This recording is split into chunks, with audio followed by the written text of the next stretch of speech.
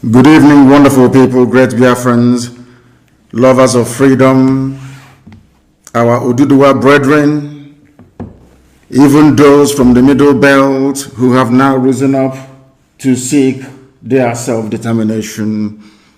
I welcome each and every one of you to this very special, very special broadcast on this very day, Sunday, the 16th of May in the year of the Most High Elohim 2021. The time now is exactly 4 minutes past 7 p.m. in the land of Biafra. If you look at your timepiece, it is exactly 4 minutes past the top of the hour, regardless of where you are. We are live and we are direct, and the whole world is listening. And Chukwu Kikabiama in heaven is bearing us witness, because we have come to preach the gospel that only Him mandated must be preached to the sons of men.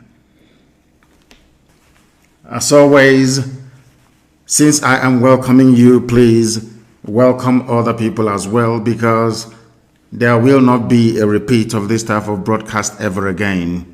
It is only one in a million. Everybody must endeavor to listen very attentively. If you don't have your pen and your paper with you, I will even excuse you to try and get them. Good morning, good afternoon, good evening, and good night to all of you who are listening, regardless of where you're domiciled. And as always, we are multicasting this very broadcast on a whole host of platforms. We are on Instagram. We are on Facebook, believe it or not. Mazi, Nnamdi, Kanu. Some people don't believe it's mine, but it is. If you go there, you will be able to listen. Not on the page, because Facebook will allow me to broadcast or stream this very content live on my Facebook page. If you go to Mazi, Nnamdi, Kanu, some of you know it. It is real, it is mine. If you go there, you should be able to listen. It is not a fan page, it's just an ordinary profile, an ordinary page. If you go there, you should be able to listen to us this very evening. We are on app, IPOB Community Radio. We are on Radio Biafra app. We are, if you want to listen to it, you should and must be able to listen to us, as long as you are in possession of an internet-enabled device. We are on satellite, we are on FM. Basically, we are everywhere. And I can assure you that the whole world is listening this evening, as they always do. And we are going to pray very shortly. My name is Mazi, Nnamdi, Kanu. I am the leader of the indigenous people of Biafra, IPOB, all over this very planet Earth, the director of Radio Biafra and Biafra Television, and by the very special grace of Almighty Creator in heaven, Chukwu Kikabiama Prumi Henin Elohim Adonai El Shaddai, I will now and forever remain a servant of the wonderful people of Biafra. A very special race, a very special breed, the children of the Most High, the sons of light, the daughters of enlightenment. I welcome each and every one of you. I'm going to pray very briefly, that we may commence what we have in store for you this evening. It will take us about 2 hours, or roughly 2 hours and a few minutes, give or take, either side, to bring to you what we have for you this very evening. Chineke nna nke pụrụ ihe niile, anyị kwere gị nkwa sị na nke ọjọọ mee anyị kelee gị, nke ọma mee anyị kelee gị. Na ndụ ndị a niile ejiwe na-achụrụ gị aja, onye nwe m, n'oge erule mgbe ị ga-emejupụta nkwa nke ikwere ndị gị. N'oge ahụ bụ ugbu a, n'ihi na ị gbara anyị aka ama oge gara aga, tupu mmadụ wee si n'isi ha nọ wee hụ ụzọ, tupu ndị nọrọ na wee kunie iziri anyị ozi na mmụọ, si anyị n'oge ga-abịa mgbe ndị Fulani ga-abata ala nsọ gị, na ha ga-ememili ụmụ mmadụ, na ha ga-egbu ndị mmadụ. Wee na-ebe akwa wee na-eti mkpu n'ime nrọ mgbe m na-akpọku aha nsọ gị, nsị gị onye dị nsọ ma ruo mgbe ebighị bụ gịnị ka anyị ga-eme? Okwu nke gwara m, nke m ziri ndị dị ndụ na nke ebere dị ngọzi, sị m na ha ga-egbu anyị, anyị onwe anyị ga-egbukwa ha n'ikpeta m azụ, na anyị ga-enwe nwere onwe. Ọ bụ ihe anyị na-arịọ gị, eze ebube dị ngọzi, n'ihi na anyị agaghị ahapụ gị wee fee arụsị ma ọ bụ fee nghọta nke mmadụ dị ndụ. Ọ bụ ya mere anyị n'ala nsọ gị, eze ebube dị ngọzi, ka anyị nwe arọ Chukwu ndị nsọ. Ọ bụ n'ala nsọ gị ka enwe ndị a na-akpọ ụmụ Chukwu. Obona Lansoye Kenwendi Anakbo Omo Aligwe, the children of the kingdom of heaven in Enugu State. The children of the kingdom of heaven, a name that came before white people even brought their Bible to us. We answer Umujugu, we answer Obasi, we answer Tamono. These are your names, but these are also the names that we bear to say that the time has come for you to come down from heaven, that thy will upon the lives of your children may be done in our lifetime. And that time has come, and it is Biafra. Because you told me that they will invade our land, and that invasion has commenced. They have come, as you promised me. So in the coming weeks and months, men and women are going to die. But after that, Biafra shall be restored. We want to be alive in the land of the living to give your name praise, adoration, adulation, exaltation, and glory. Because Biafra is yours. Now and forevermore we pray. Ise. Very many years ago I told you something that has come to light this very day. That in time to come, that the Janjaweed will come into our land. And they have come. The funniest thing is that they did not just come into our land, they are also in Yoruba land as we speak. And I'm sure that the revelations I have to make this evening, the zoo will be astonished. I'm even sure that the British intelligence services do not have what we have in our possession this very evening. And I'm sure that the Fulani Janjaweed who are in control of Abubakar Yusuf Muhammad, the idiot from Niger Republic wearing Buhari mask, do not even know what I'm talking about. But this evening, the zoo will be shocked to understand that there is nothing they do, there is no move they make that we are not aware of. But first of all, I'm going to start with an article that I saw in one of the online newspapers in the zoo. It's from Sahara Reporters. And I was absolutely astonished when I saw it, because I didn't quite believe that they were capable of publishing such a material. We are living in very strange times, I can assure you. I never believed that they are capable of publishing this, but I'm going to read it for you by way of a preamble to build the foundation upon which our discourse this evening is going to rest. That is why I said I'm going to speak very slowly so that you can understand every single word, every single syllable that I pronounce, because this very broadcast will not be like any other, I assure you. Your pen and paper must be very close to you. And I want Ikechukwu to understand that as soon as we finish this very program, I want it to be put on MP3 and distributed all over the world as you normally do. I want it on SoundCloud. I want this very program this evening to go far and wide. This could be your morning or your afternoon, but from where I am, it is evening. So you must allow me or excuse me when I make reference to the time that we are in, which is evening, here that I am at this precise moment. This article, the headline is "Stop Calling Eastern Security Network a Terrorist Group" by Adebayo Raphael, published by Sahara Reporters. And I'm going to read it, please, if you bear with me. The Nigeria that Buhari desperately desires is one in which all Nigerians practice fatalism. The day we all become fatalists in the face of the mighty oppression and injustice happening under Buhari's regime is the day we stop being free. In other words, there is an acknowledgement by this very writer that we are living under a regime of terror and bondage. The only mistake he made was to refer to it as a Buhari regime. It is not. It is an organized Fulani banditry regime. Fulani Caliphate is in charge of everybody right now in the zoo as we speak. But what troubles me is that they have managed to get into the minds of the people. Not into the minds of IPOB, of course. Heaven forbid. They have now managed to get into the minds of the people. And that is why they are able to wreak havoc. And I want everybody, those of you from the Middle Belt, those of you from the South, those of you who are still in support of one Nigeria, I want you to understand what is to come as a result of your foolishness and your stupidity. You are handing over your land to Fulani people, and I'm going to prove it to you this very evening. This very brilliant writer, Adebayo Raphael, went on to say that the news mediums reporting ESN as a terrorist group are doing a great disservice to the Nigerian people. Do you understand this very clearly? There are some media houses, some newspapers, and all the rest of them trying as much as they can, of course, with very limited success, to tag Eastern Security Network a terrorist group. And why are they trying to do that? Why do you think they want to tag ESN a terrorist group? Not Fulani bandits, no, not Mietiala, not at all. Not those killing, raping, pillaging, and sacking towns and villages. Not at all. Not those that have renamed some villages in Benue State into Fulani names. No, they're not terrorists. It is ESN. Why? Ask yourself that simple question.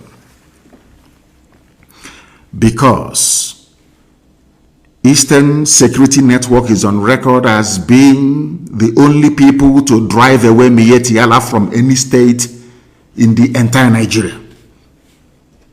We drove Mietiala away from Ebonyi State after 4 years of war. 4 good years of war, they ran away from Ebonyi State. That is why they have now gone to go and bring in their big guns, their big brothers. But we're going to face them and we shall defeat them.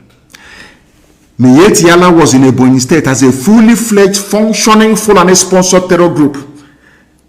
Even your so-called presidency said in the public that they are legitimate stakeholders in the government. In other words, what is happening in Nigeria today is an organized Fulani banditry. But some of you in the South are too stupid. You are too useless. You are too hopeless. You are too idiotic to see what Fulanis are doing to you. But it's going to happen. Because before I came on air this evening, I had confirmation that they are now in Lagos.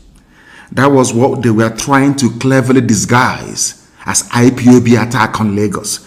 I want to let you understand. If I tell you the terror group in Lagos, you will marvel. But we know we have their intel, and I'm going to give it to you this evening as we proceed. They are trying to get you to tag ESN a terrorist group. Why?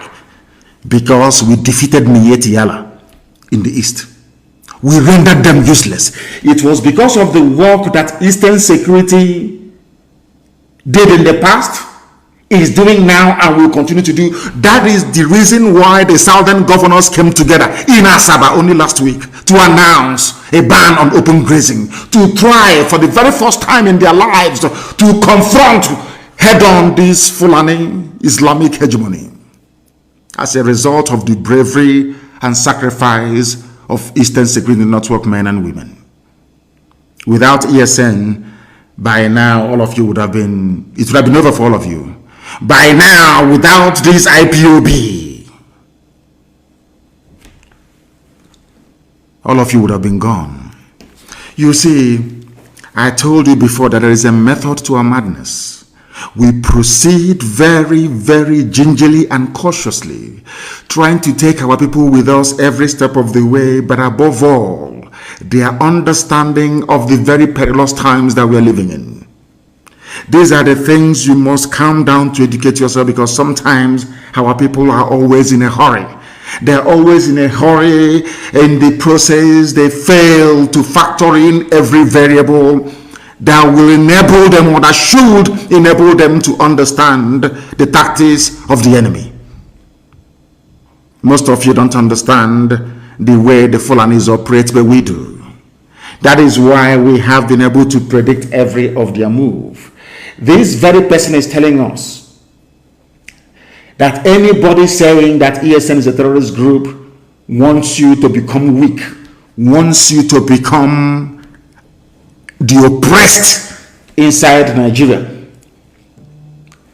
What IPOB is doing is to defy oppression, is to confront evil face to face. We have paid very dearly for it, and we are still paying for it. But the sacrifices we are making is to ensure that the generations to come after us cannot endure this level of oppression, this level of humiliation.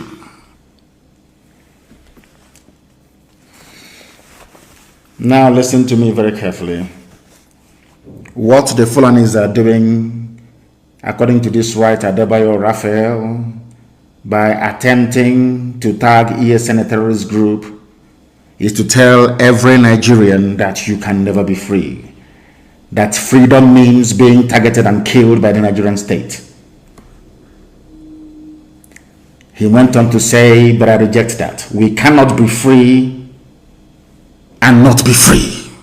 In other words, if you decide to cage the people, they must rise up one day to agitate.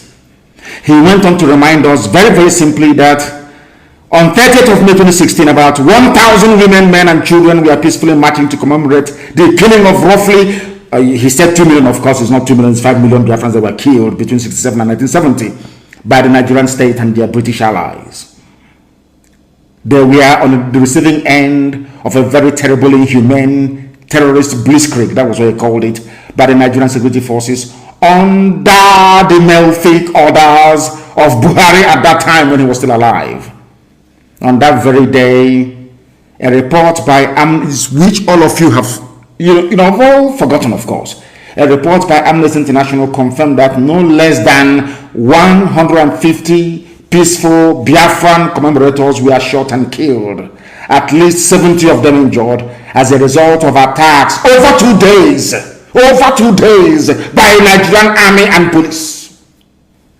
All of you have all forgotten because you're black people. He went on to enumerate that this series of massacre of IPOB people were intended to put fear into us. They were intended to make us bow before the Fulani Caliphate so that others may become amenable to the rule of the Janjaweed.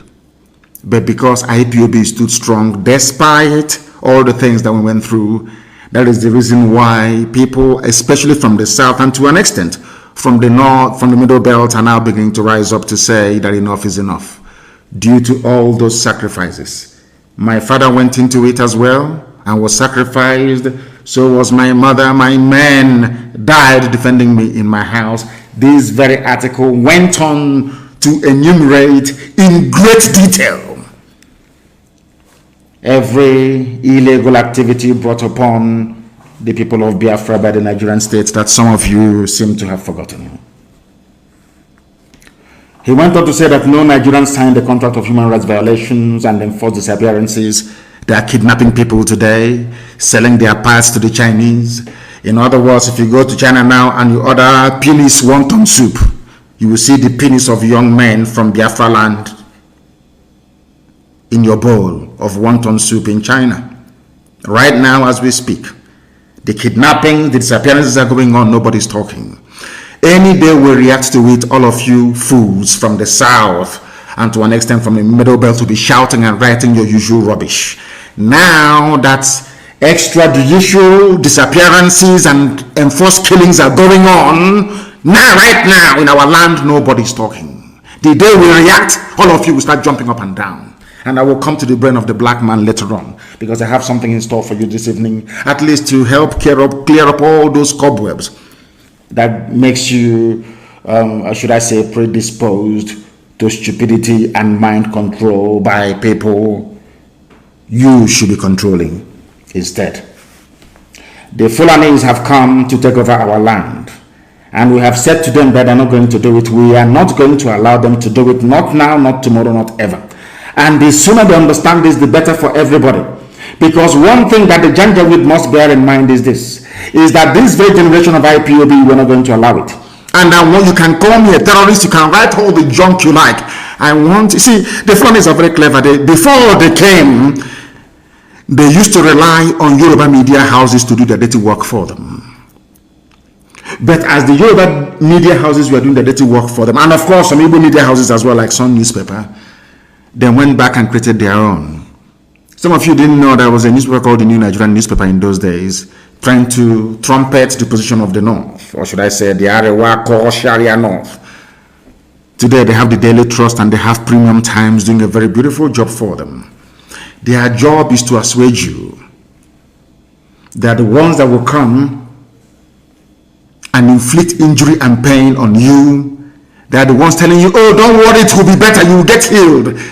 They will never tell you that the person beating you will never stop beating you. No, they will tell you, oh, don't worry, it's not only pain. After a while, you get over it.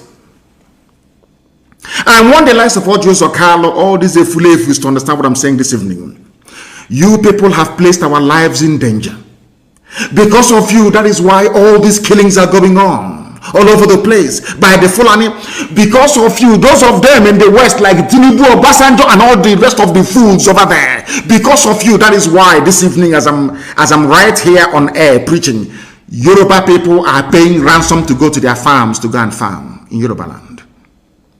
The media will not report it. The same way they will not report how many soldiers they have lost so far. That is their new game plan. But in Biafra land, they will keep dying. That I assure them. Kidnap all you like. Intimidate all you like. Oppress all you like. But let me tell you something you don't quite understand. We are involved in a nationalist pursuit. We are pursuing the freedom of our land. And it can never stop. I want Fulani to understand this very clearly. Understand it very, very clearly. We are not going to stop. Not today, not tomorrow, not ever. If you have come to our land to kill us, you are going to die there. That I can assure you. I am not perturbed by the tag of terrorism, by the tag of you are proscribed, the proscribed, outlawed IPOB, a human being in Nigeria who is suffering, a journalist who is suffering, a media house that understands the pain, the suffering, the anguish, the torment that the people are going through every day is writing this junk on a daily basis. And the Fulani Janja they're all going to find you. They will find you. Do you know that people are being kidnapped in Aba by the Nigerian army sent to Sokoto?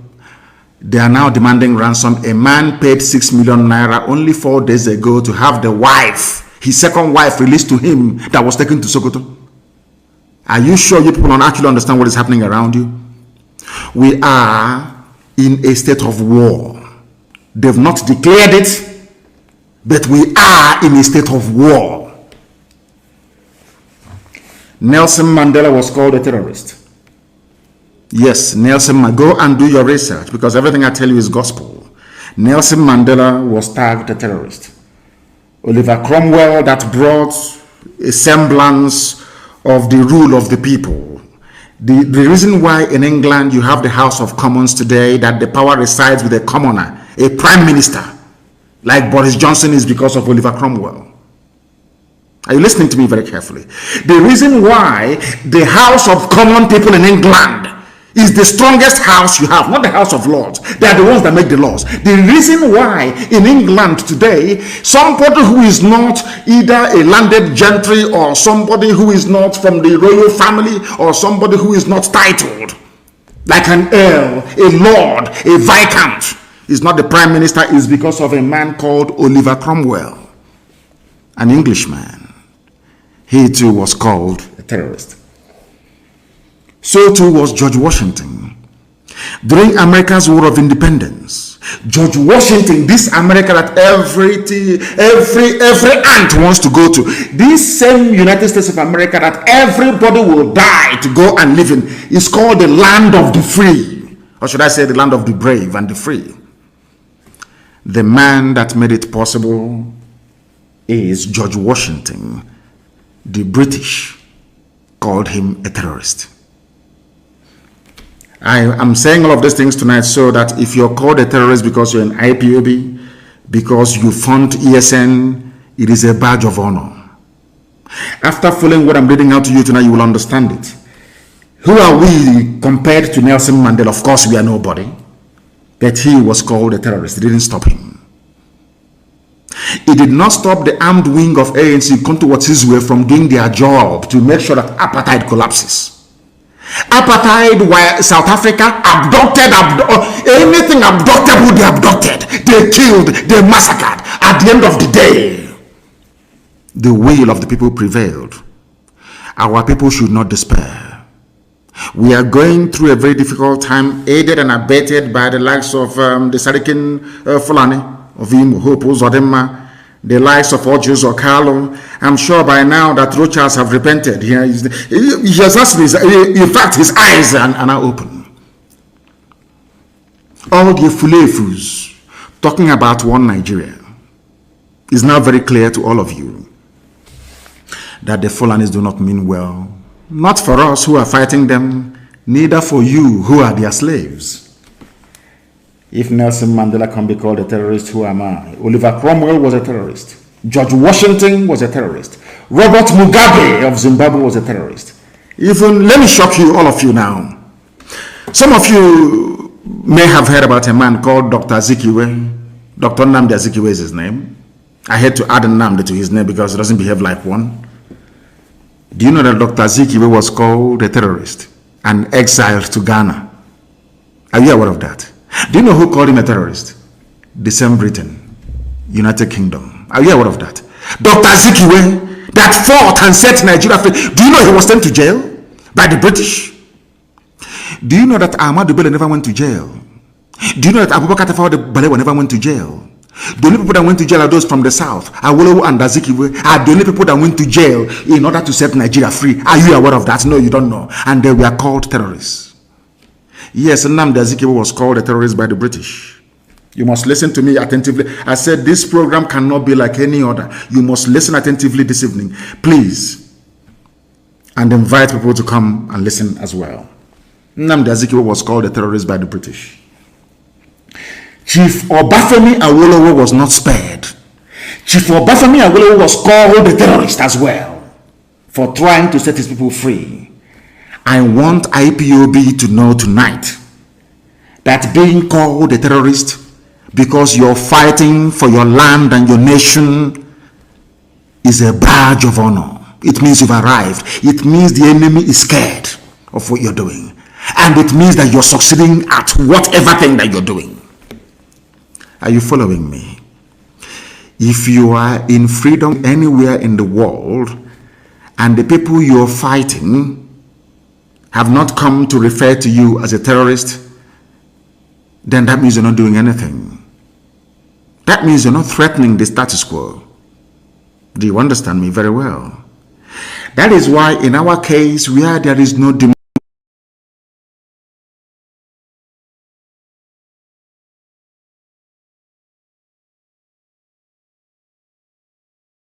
very clearly, please. Awolowo was also a terrorist. For the sake of Yoruba journalists working for Channels Television, all those Yoruba people writing for the Punch newspaper, I also want to let you know tonight that Awolowo was once a terrorist because he was fighting for you. I hope you understand what I'm saying this evening. The world knows we are not terrorists.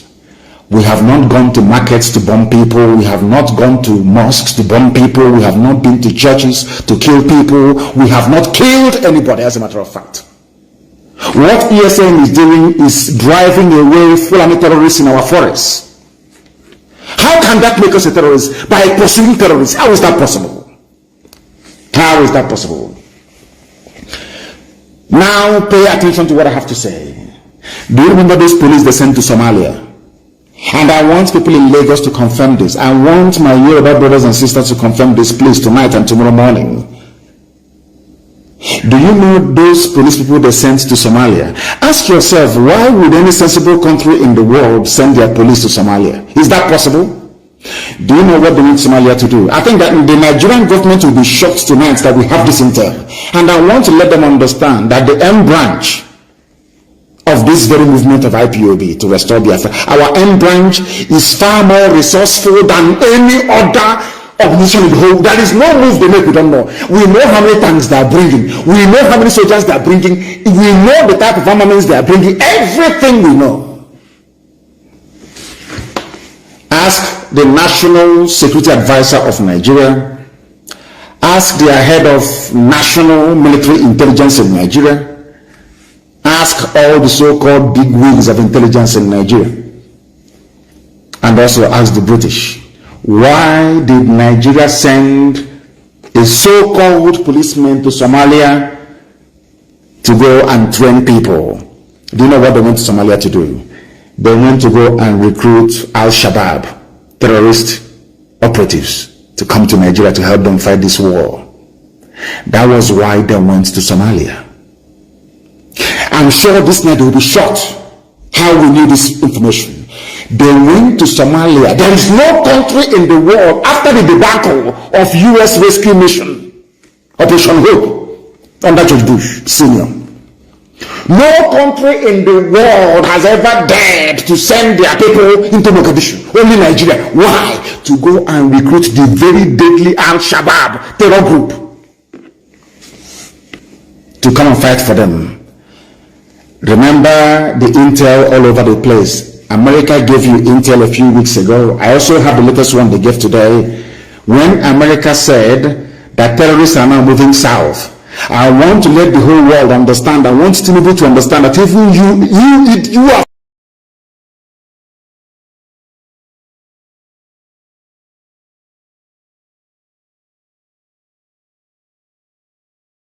you're not safe. They do not have the numbers to fight in the south. So they are complementing it with terrorists they are now recruiting across the Sahel, but most importantly, Al-Shabaab in Somalia. That was why they went to Somalia. Have you had any updates since they went to Somalia?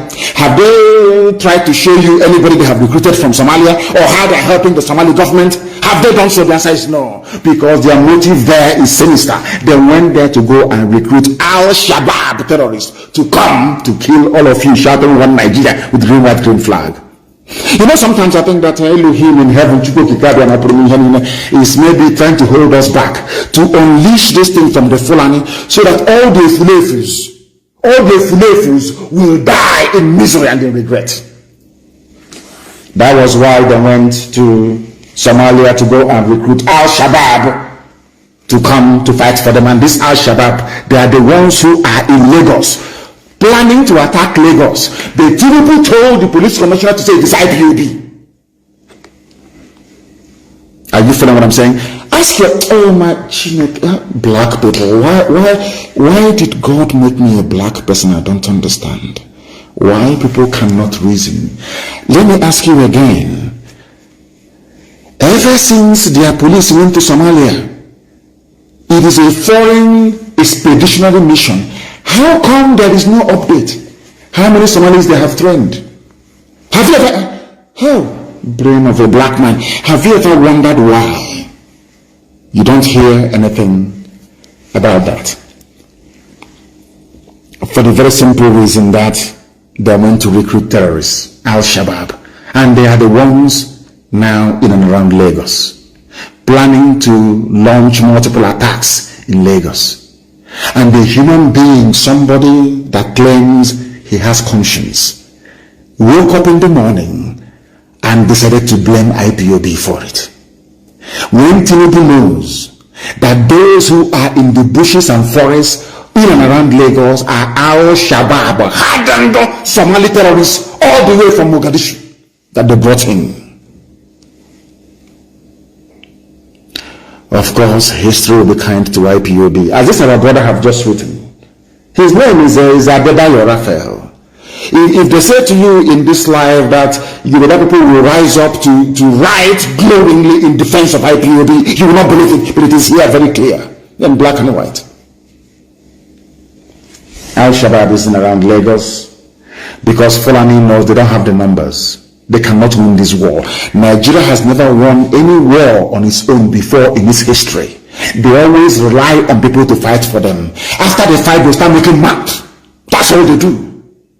That is all they do. And to tell you that this is a concerted effort to colonize everybody. Ever since they had their so-called security meeting last week and decided to invade the South. Some of you think it's only the East they are coming to the entire South. Have you been hearing about bandits doing this or doing that anymore? They have promised them that the oil money is theirs. That is why, Madam Tambuwal, I feel sorry for you. I feel sorry for you. The attack is coming. You can't escape it because it's too late. They understand that come 2023, should power leave the north, they are finished. So they must attack this. In fact, we are now forcing them to attack 1 year earlier than they had planned. This attack was meant to commence in 2022, but they are starting in 2021 because of IPOB and Eastern Security Network. May glory and praise be to the Almighty in heaven. Lagos is surrounded by Al-Shabaab. And that is why Tinubu is trying to pin it on IPOB, without success, of course. And I also want, listen to me very carefully this evening, please, and be writing it down. I want the Nigerian government to know this. Nigerian government, the Chinese have promised to sell you weapons. You have moved money to Shanghai. I did not mention Beijing. I said Shanghai. Shanghai is where you are right now, purchasing weapons from the Chinese. China have agreed to sell weapons to Nigeria. They have also signed an agreement to supply Nigeria with weapons. I did not say Beijing. I said you are in Shanghai. That is where you are right now, negotiating to bring those weapons in, because you have moved Al-Shabaab to Lagos. The main strike force of Al-Qaeda is in Benue State, and the hardened remnants that you recruited from Boko Haram, they are now moving to the east from Bauchi. That is a three-pronged attack coming to the south. And I want Middle Belt to understand this very clearly. By the time the attack intensifies in the south, nobody will remember you, you are gone. Three-pronged attack. The Nigerian government recruited 3 hardened terror groups to fight this very battle for them. Al-Shabaab, they are in and around Lagos, they're in Yoruba land. They are the ones to lead the attack against Yoruba people. The main strike force of Al-Qaeda in the Maghreb, they are advancing through Benue. They will enter into Kogi. From there, they will come into Anambra and Enugu. Whereas the main Boko Haram front, recruited by this same government, they are coming from Ebonyi. But their base is in Bauchi. They are coming from Bauchi. That is where the armor, that is where the tanks are that they have given to them with which to come and kill people, because they have promised them the oil and gas in Biafra land, and that Allah gave Nigeria to Fulani people. Today's date is the 16th of May 2021. I pray to Elohim that this doesn't come to pass, but it's going to happen. And when it happens, as usual, people will go back to this, but he said it, he's a prophet, he said it, because you cannot stop what is coming. And I want you to know those to blame when they start massacring your men, women, and children. You will blame Obasanjo, you will blame Tinubu, you will blame Odios Okalo, you will blame, I don't even want to mention the Sarakin Fulani Hope is irrelevant. You will blame Rochas Okorocha, you will blame the Nnamdi, you will blame Iwanyawu, you will blame Mrs. Tambuwal. You will blame the likes of Ebony Clark. All these appeasers of Fulani. They always appease Fulani. They want to please them. One Nigeria. The person you are doing one Nigeria for, does Fulani believe in one Nigeria? So you think that the Fulani opening their mouth and saying one Nigeria, they are doing it because they love you? Are you stupid? Are you that foolish? They're doing it because they want to conquer you. And in fact, you are conquered already. You are conquered already. Nigeria, are you not in Shanghai purchasing weapons right now, this very night? True or false, we know. When we bring them in, we are going to know. When we deploy them, we are going to know. When we destroy them in Biafra land, we will also tell you that we've destroyed them. That is to let you understand that our own intelligence is more than yours. Because in Yoruba land right now, not only are they refugees in Benin Republic, which some of them do not know, because the news is being suppressed, Yoruba people are paying ransom to go to their farms. Ask yourself this question. Somebody as influential as Wole Soyinka cannot go to his farm. He's a Yoruba man. Wole Soyinka, of course, one of the people that I blame for the mess that Nigeria is in. A man who is learned should be educating those of us, should be foretelling the dangers to come by virtue of his academic accomplishments. He was the one supporting Fulani Janjaweed. I don't know if they were doing it to spite the Igbo people. I don't know what for. That same man cannot go to his farm. Are you following what is happening? Are you following what is happening? Of course, they gave us BBC Igbo to do to us what Punch and all these channels have been doing to Yorubas for long. They're in front of you, they'll be doing the yo-yo. One Nigeria, you're dancing. from the back, they're slaughtering you. They're slaughtering you. Because Fulani needs to create a diversion. And they are masters at that. They know how to divert your attention. They are very good at it. And that was what our brother was writing about at the Raphael. ESN is a terror group. Nobody asked them, but did ESN bomb any church? Did they go somewhere raping and killing people? Did they steal anything belonging to anybody? The answer is no. So what qualifies them as a terrorist? Oh no, because they're fighting Fulani. They are fighting your Janjaweedism. That is why they're terrorists. And being black people, very cowardly, very wicked, all of you are quiet. And I said this thing before, and I will say it again to the hearing of the whole world. Black people are suffering all over the world because we are a very wicked race. You can never see something evil happening and rise up to say that this is evil. Regardless of that person's ethnicity or tribe or religion, you say this thing is evil. I was in detention. I was paying for wrongfully convicted and wrongfully accused northern boys to have access to decent legal representation. I was paying for it. I was in detention. I was paying for it. I was paying for people who were wrongly accused of being Boko Haram members to be set free. I did not mind which tribe they came from. There is a video circulating, and I want all of you to take a look at it. I was in High Court. I was the one that paid for the parents to come to Abuja, to High Court, that I may tell the whole world where their children were being kept.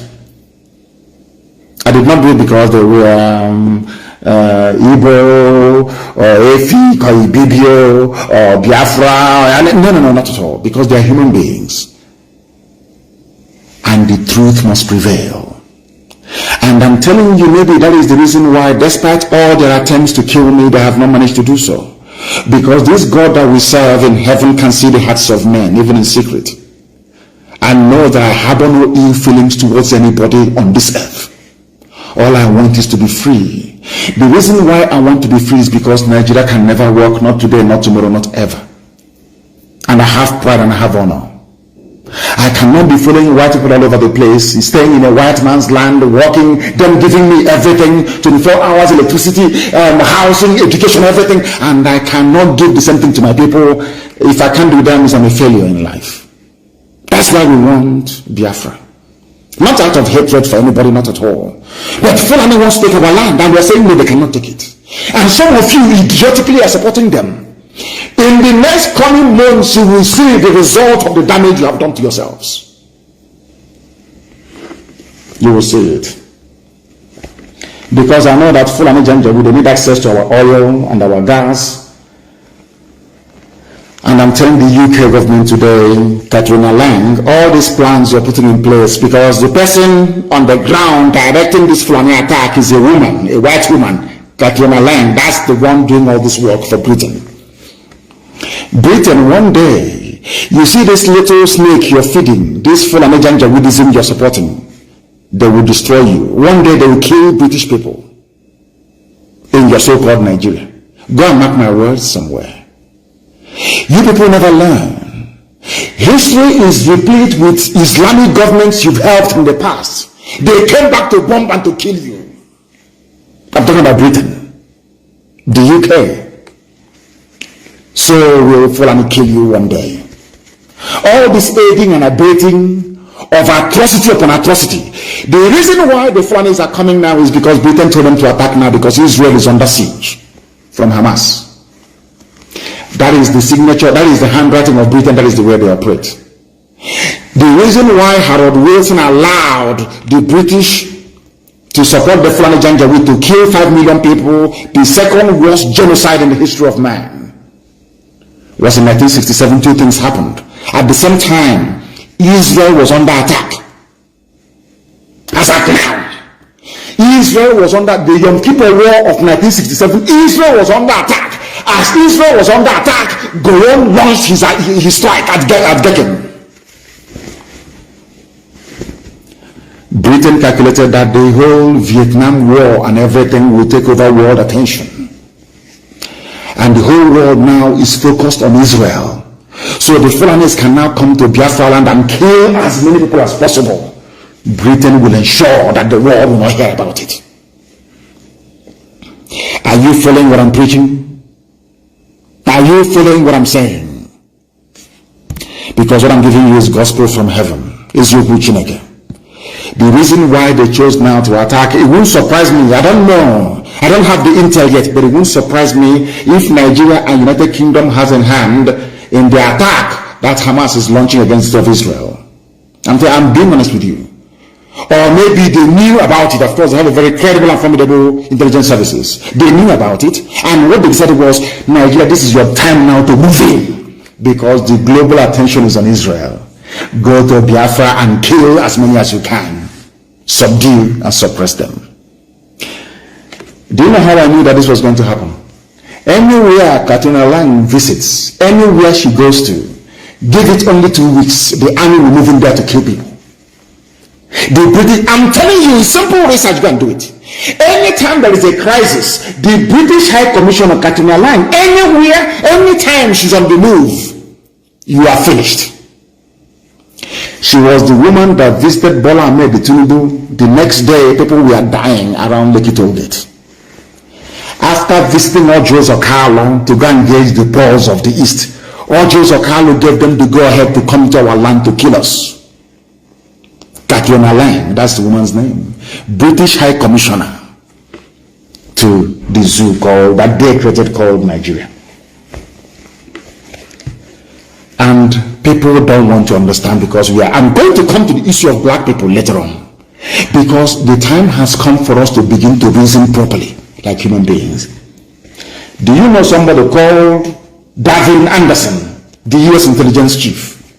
He warned that southern Nigeria needs to keep its eyes open. Terror groups have taken over the region. This is a news being reported 3 hours ago. 3 hours ago, go and Google it. Southern Nigeria needs to keep its eyes open. Terror groups have taken over the region. This was what Tinubu was trying to pin on IPOB. Are you following? This was what Tinubu was trying to pin on IPOB. So when Al-Shabaab are busy slaughtering people in Yoruba land, Tinubu will say it's IPOB that is doing it. But as God will have it, the love I have for Yoruba people stemming from the love they have shown to me, I'm being honest with you, we talk privately. The land of Baya de Banjo, the land of Gani Adams, the land of Iboho, the land of Femi Fanikayode, the land of Papa Shoranti, the land of my late friend. Why would I go and attack it? They don't know that we are under oath. Do you know we are under blood oath with our Yoruba brethren? Are you aware of that? Blood oath. That we can never ever, not in a billion years, work against each other. Never! That is why you see their rallies. You see the way they do their rallies? That is why everywhere is bubbling.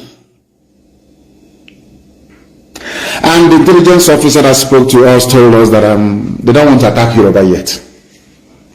Their plan before was to attack Yoruba first, take over Yoruba land, and then come to the east to subdue us.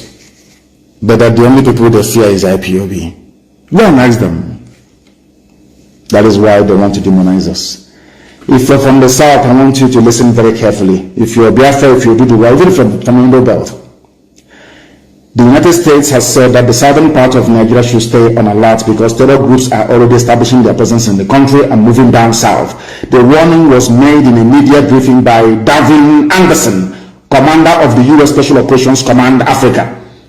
He said Al-Qaeda is also expanding to other parts of West Africa. We have engaged with Nigeria and continue to engage with them in intel sharing and in understanding what these violent extremists are doing. Not IPOB. Al-Qaeda is there, Al-Shabaab is there, three-pronged attack, ISIS in West Africa is there, and Tinubu wants to pin it on IPOB. Do you see how evil these men are? But our God is fighting for us. That is why we receive help. They don't even have this intelligence we do. I know where they're buying weapons now, Fulani. Fulani can never fight a war on their own. And I told that all the barracks you see in the east, they are empty. Nobody wants to join their army. That is why they are drafting people from Babuchi. If you claim that 82 division in Enugu is strong, Obis is strong, or Hafa is strong, or Onitsha is strong, they are all there to intimidate all of you into submission, that the Fulanis will rule over you. That's all. There are no men. They have to go, and now they are recruiting terrorist groups to come and fight for them. You must understand what is happening. Therefore, it never came to me as a surprise. Katrina Lang, the UK High Commissioner to Nigeria, wants the Igbo race to be wiped out. The same way people want the Jews to be killed. Any day our people rise up to recognize and understand this, the better for all of us. Some people want us dead. Not that we have done anything to them. No, not at all. But because United Kingdom believes that the coming of Biafra will herald the coming of Christ, that the world will come to an end. Any day the black man acquires reason. Any day the black man can build a car. Any day the black man can feed himself. That day the world will come to an end. That's what they believe in. And they know that it is Biafra that holds the key. They understand that very well. That is why it never came to me as a surprise that after Katrina Lang visited the arch-traitor Ojo Sokalo, the very amorphous, headless monster known as Fulani Caliphate declared effectively the Second Biafran War. Something tells me, as I told you earlier, that the timing of this war on Biafra has something to do with Britain. Because in like 1967, Israel today is at war the same way they were at war when Nigeria attacked Biafra in 1967. They now want to use it as a cover to commit genocide. And I'm telling Biafrans tonight that we are effectively on our own.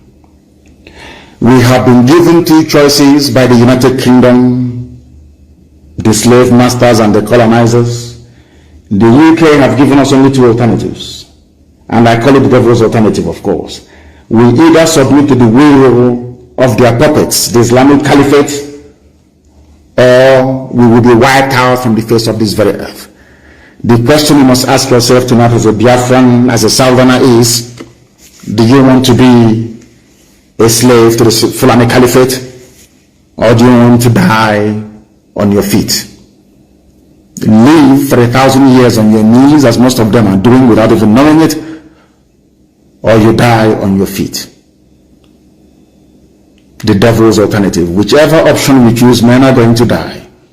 Which one do you prefer? Are we going to fight and die like men, or are we going to submit to a life of Allahu Akbar? It's entirely up to you. The time is now, because the enemies, they have come. I didn't say they are coming, they have not come into our land. And as I promised them, if God is on our side, which I know He is on our side, this army of Nigeria will die in Biafra land. That is how God intended it to happen. Many of us are going to die. And I'm believing it myself, mind you. Many of us are going to die. But Biafra is going to come. And everything called Nigeria will perish in Biafra land. The world must be prepared for what is to come.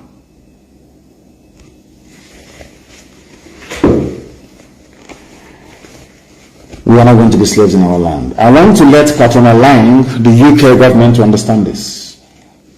That we have chosen the path of death than to submit to the will of the Fulani Caliphate. Death is better for us. People are dying every day. Are they not human beings? People are dying every day. Are we better than them? Those who are dying, are we better than them? We must develop the mindset of the Afghanis. That is why Afghanistan cannot be taken. It doesn't matter the firepower you have. NATO is in Afghanistan. Are they taking Afghanistan? The answer is no. You are coming to kill us, but we are also going to die together in the land of Biafra. Let anybody say it not warn them, because things are going to start happening in the next 14 days. When it starts happening, if Fulani may talk and yap and write their rubbish. But now that the Fulanis are kidnapping our people, disappearing us, killing people in truckloads, nobody is talking. We must make our land impregnable for them. And that will involve a lot of destruction. I'm saying it live on air so that all of you will understand. To slow the advance down, we need to destroy a lot of things. We must destroy a lot of things. That is how all of you will come to your senses to understand that we are in a state of war. They want to circle us. They are using the flavors amongst us to try to be, assuaging your, should I say, your bruised egos, all of you, writing no rubbish about one Nigeria. From next 2 weeks, we are going to start dying for what we believe in. Not 1 or 2 or 3 or 4. We are going to die en masse, and we are going to take them with us. By the time the slaughter happens, it will be so intense that you see that CNN, they'll come to Biafra to cover this very war. That is about to happen. You see CNN, all of them running away from Biafra, they will cover it by force, because we are going to kill every Nigerian soldier on Biafran soil will die. God is my witness, and I will lead this very army myself. I want the UK to understand that we have chosen to die than be slaves. At the end of this newly declared war against Biafrans, many of us will perish, but out of these very ruins, Biafra is going to rise up again to the eternal glory of Chukwu in heaven, that his will may be done on earth as it is in heaven. I want them to understand. Let it not be tomorrow people say, the suicide bombing is not part of our nature, it's not our life, it's not our culture. Now that Fulani are there, we are going to die with them.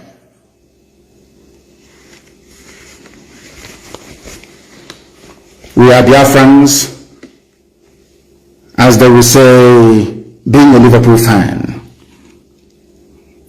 What we do in life echo in history, as they sing. What you achieve in life will echo, because it's appointed unto man to die only but once. Earlier I was mentioning Mandela, I mentioned George Washington, I mentioned Oliver Cromwell, I mentioned Mugabe, I don't even know if I mentioned Castro or not. All these were called terrorists. They are all dead, but they are immortal, because we still mention them till this very day. We crave immortality, and in 14 days it will start. Don't say I did not warn you, please. Don't say I didn't warn you. Fulani brought war to our land. All we asked them to do was to leave our forest and go and live in the township. Rent a house and live in the town. Bring down your nama. Sell it and do whatever you want to do with it. You cannot stay in our forest. You cannot stay there. If you stay there, you will die. That is the only crime that Eastern Security Network committed. Nobody can tell us today if their mosque has been bombed by ESN or any church or any village or anyone, nothing. So these people you're calling terrorists, what is their crime? Because they said that we cannot take over their land. That is the crime of ESN and IPOB by extension. As I told you a few weeks ago, the Janjaweed have opened the floodgates of hell. And unto thy hands, O Elohim, we commit our spirit. As they will say in one very popular movie, those of us who are about to die, we salute you. Because the land of Biafra will be defended with the blood of anything that moves. Rather than the Fulani to take over Biafra land, there will be no living organism in that very place. I am warning every traditional ruler, every governor, every senator to understand what I'm saying this night and take it on board. And do not quote me out of context. If you want to be a Fulani slave, go to the Middle Belt and join them there. All of you can be slaves to one Nigeria. That is your business. You see, the land of Biafra, we cannot surrender to anyone.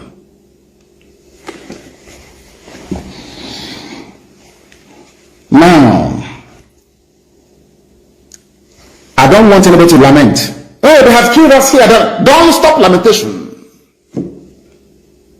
All we need is action.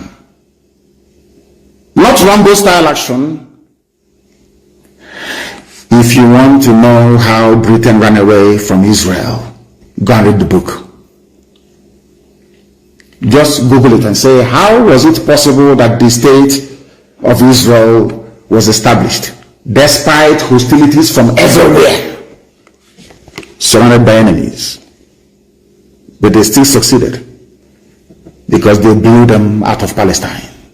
Or they call it Palestine, which was a name, just as they're calling us now, Southeast. They don't want to call us our name Biafra.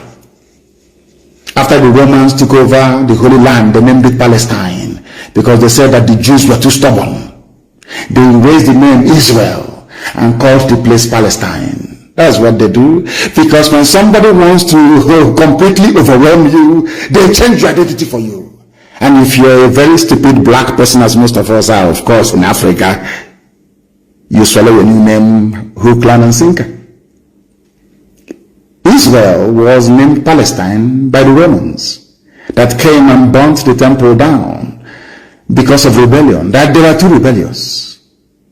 The same thing they tried to do to us. We must be very, very strong. Go and ask them how they did it. They blew them away from there. Not all this Rambo on the road. Every road leading into Biafra land will be mined. Everything that is Nigerian, whatever police or army that steps on our road will blow to the kingdom come. Very neat and simple. And I will make a cowboy and Rambo. We don't need that rubbish. We destroy everything destroyable. We need to force them. I said before, when we drive away the Fulani terrorists from our bushes, they will bring in their army. We will kill their army, they will start throwing bombs from the air. After that, they will leave us alone. I'm telling you, you mark my words, that's how it's going to happen. When I told you that we will defeat Mietiala, did you believe me? When I said we will drive away Mietiala from our land, did you believe me? We did it without the help of any governor, no politician, nobody. This great family, this IPOB, Chineke Gozun, Ndioma, Chineke. We are dying, isn't it? At least we are dying for what we... How about those being killed by Fulani Janjaweed in the Middle Belt? They died for nothing. They're not fighting for anything. They're not fighting for the independence. Nothing. They're just in the farm and they're killed. For you to die in the cause of defending your country, your nation, is the greatest accolade anyone can have in this life. You must understand that. From today, we must stop lamenting on social media and engage ourselves in activities that will slow down the enemy. We know where they're coming from, always from three sides. They'll try to come from Kogi, they will come from Ebonyi, they'll come from Enugu. Only three sides they can come from. Only, nothing else. We slow them down. We destroy everything destroyable to slow them down so we can kill them. They're not trained in war because they're not patriotic. These are terrorists. What inspires them is some stupid quotes in the Quran. What inspires us is the gift that God gave to us. That this land of Biafra is ours. In perpetuity. No one can take it from us. No idiot can. We are in a state of war. Every scientist, everybody must come out now to begin to prepare. We are going to dig our trenches. We are going to amass everything that we have built so far to prepare to repel the invaders. Every DSS office that we know of, every army cantonment or barracks that we know of, will be placed under surveillance. And we must begin to deal with them as we lay our hands on them. Because before I came on air today, I wanted to apologize to white people. You know, before I used to be very angry about against slavery, against colonialism and all the rest of it. But in a way, today I want to apologize to Europeans and to Americans that enslaved black people. Because I have come to believe that the best thing that ever happened to we black people is slavery and European colonization. It's tongue-in-cheek, if you understand. It's sarcasm, if some of you can actually absorb it. Sometimes I wonder what would have become of us had Europeans not mercifully sold us as slaves, colonized us, or given us limited knowledge with which we are making out today, boasting. I went to school, I went to Harvard, I went to Princeton. Oh God. Because I believe very strongly that we black people, we are a disgrace to humanity. Shameful. If if with all our education, claims of patriotism, and goodness knows what else, we are still being fooled that Buhari is alive, then no black man deserves freedom. The black race, I believe, as somebody said a while ago, I don't know if it was in a power, I don't know who it was that said that Africa should be colonized again and dominated forever. Maybe they have a point. It seems to me that black people are intellectually inferior to every other race in the world. As I tweeted, was it yesterday, without Nigerians, I wouldn't have known how easy it is to fool and deceive black people. Since our brain cannot even interpret what our eyes can see, how is it possible that we can transform our society to serve our needs? It's not possible. If when you see something, you can even interpret what you're looking at. We are foolish, but old and young. But in Biafra, we're going to redeem ourselves. Because it seems to me that we have eyes that we cannot see. We lack the capacity to engage the relevant sections of our brain that has to do with critical analysis. That is why Fulani can come to and say to you, IPOB is a terrorist group. You, as a southern journalist that went to school, a journalist that went to school, you will say, he's ready to ask the government, but what did IPOB do for you to outlaw them? When Mietiala is going about killing, raping, and maiming people, you are outlawed, proscribed, outlawed. You can't ask questions because you don't have conscience.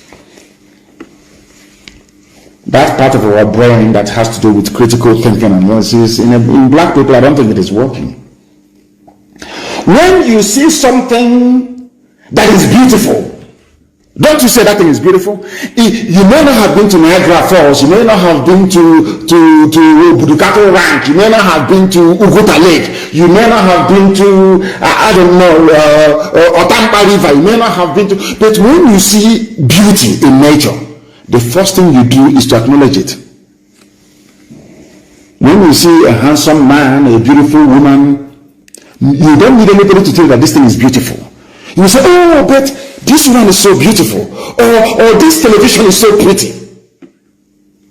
Do you know why? Because your brain automatically identifies anything that is beautiful.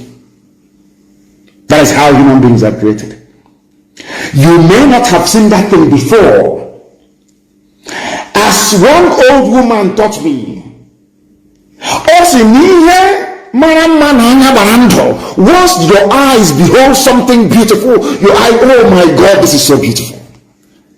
Because that part of your brain is still functioning. Which means that everything bright and beautiful, your brain will automatically tell you that that thing is beautiful, isn't it? Anything that is bright and is wonderful, like the rainbow, you say, oh my God, or a sunset in the morning, or sunrise, you say, how beautiful this is. Because your brain is telling you it's beautiful. You don't need anybody to tell you. The same thing goes for anything that is ugly. If you can stand up and behold something and say, oh, this is so beautiful, you can also rise up and say that this thing is very ugly, it is evil, it is bad. This brings me to the phenomenon of the dead, late Buhari, and the successful attempt to deceive all of you so far in this zoological republic. Let me leave out the more complex, interpretations of the various mask wearers of the Fulani cabal that they periodically bring out to deceive all of you, semi-animals claiming you're educated, and focus on the very simple ones that prove to me that black people, especially Nigerians, are lower than wild animals. I cannot compare a wild animal to a Nigerian because that means insulting animals. I'm telling you the truth. And why am I saying it? Because of the case of Buhari, the dead Buhari. I don't know why some of you will stand in front of the mirror and look at yourselves and call yourselves human beings. With the same eyes, you look at the picture or the video, the channel's television interview of this little boy with his hands, very fresh hands, like that of a 25-year-old. You saw his nose that the mask tore. The part of the nose where the mask should be had cut off from the main nose itself. The nose was looking like that of Michael Jackson, a crumbling nose. None of you saw it. You saw his hands. And you are learned, you are educated. you still claim that that thing is Buhari. For the life of me, I can't understand. I mean, if you say that that thing in front of Channels Television is Buhari, may God have mercy upon your soul. That means that everything that Ku Klux Klan have been saying about black people is true. That these people are beasts, they cannot win. Even when they say the truth, they cannot stand up to say that this is what it should be. I want to know why Nigerians, having seen the hands of this little boy and the nose that is crumbling, you have all seen the obvious flaws in the mask that the Janjaweed have given to these boys to wear. You still cannot bring yourselves to ask a simple question. Do you know the person that you saw the other day? Is that little boy called Tatagwe? He used to be a comedian. He's an Igbo boy. I think he was born and raised in Zaria. You know that boy that used to mimic Buhari? Why haven't you asked yourself, where is that boy? Zoological Republic. Why haven't you asked yourself? His name is, I think it's Tagwe, they call him. Why have you not asked yourself, where is that comedian that used to mimic Buhari called Tagwe? Do you know what they did to him? They took him to Asarok. They gave a Fulani girl to him, converted him to Islam. So you don't know? Of course. So because they know that Yusuf Abubakar Muhammad is useless, cannot speak. Once in a while, they bring Tagwe to come out. That is why his English, he cannot hide the flawlessness of his English. Are you listening to me? Have you ever wondered why Nigerians, having seen the hole in the neck of somebody they refer to as their president, still failed to ask the question, Mr. President, how did you develop this hole in your neck? If you go to Guardian newspaper archives, if you go to Punch newspaper archives, if you go to they have it. You can see a man with a hole in his neck. You know, when I ponder all these things, when I pray, I keep asking God, were black people in your plans when you were making mine? Or did something go wrong somewhere? Somebody that did not have a hole in his neck yesterday, all of a sudden one morning, developed a hole in his neck. And the people that claim they are his citizens or whatever cannot even ask, but what is this hole doing on? Did you have any surgery, or were you bleeding from your neck and they failed to close it? And these are people that want good roads and electricity and good governance. In any system that claims to have regard for the well-being of the people, such an obvious defect in the appearance of their so-called number one citizen should have attracted a lot of attention. Anywhere in the world, can you see Biden? Only that Biden fell down climbing the steps of Air Force One. It was everywhere. Can you imagine Biden coming out tomorrow at the Rose Garden of the White House with a hole in his neck? What do you think will happen? What do you think will happen? Black people, this UG, black. Why can't you ask yourself this simple question? What caused that hole in his neck? If you're telling us that this man is 82 years old, how come his hands looks as fresh as that of my grandchild? Simple questions, but you can't answer them, or you can't even ask them to start with. That is what makes you a black person. And that is the difference between you and the white people. You see, in all those countries where they have 24 hours of electricity, where there is running water, where there is free healthcare, free housing, if you present somebody like this claiming he's Buhari, they will ask questions in public. That is the difference between white and black people. And that is why they are still controlling us till this very day. You know, sometimes it is easier, I should say, to deceive people than to educate them. Especially those who have been enslaved and deceived. That's why so many people don't want to learn about the evil that is going on in Asarok. Even when you see it, you don't want to say, oh, bring 2023. Let 2023 come so another person can go in. Typical black people. And you keep wondering why you are poor. You keep wondering why God has abandoned all of you. You keep wondering why you have no good roads. You keep wondering why you go out and the enemy will kill you and nobody will talk. You keep wondering why you be in your home and the police will come and kill everybody and nobody will talk. There is a picture that is in circulation. I tweeted it. Please go to my Twitter handle or page and see it. I tweeted a picture that was released by Channels Television, not from me, Channels TV. In fact, God so kind, there is a video.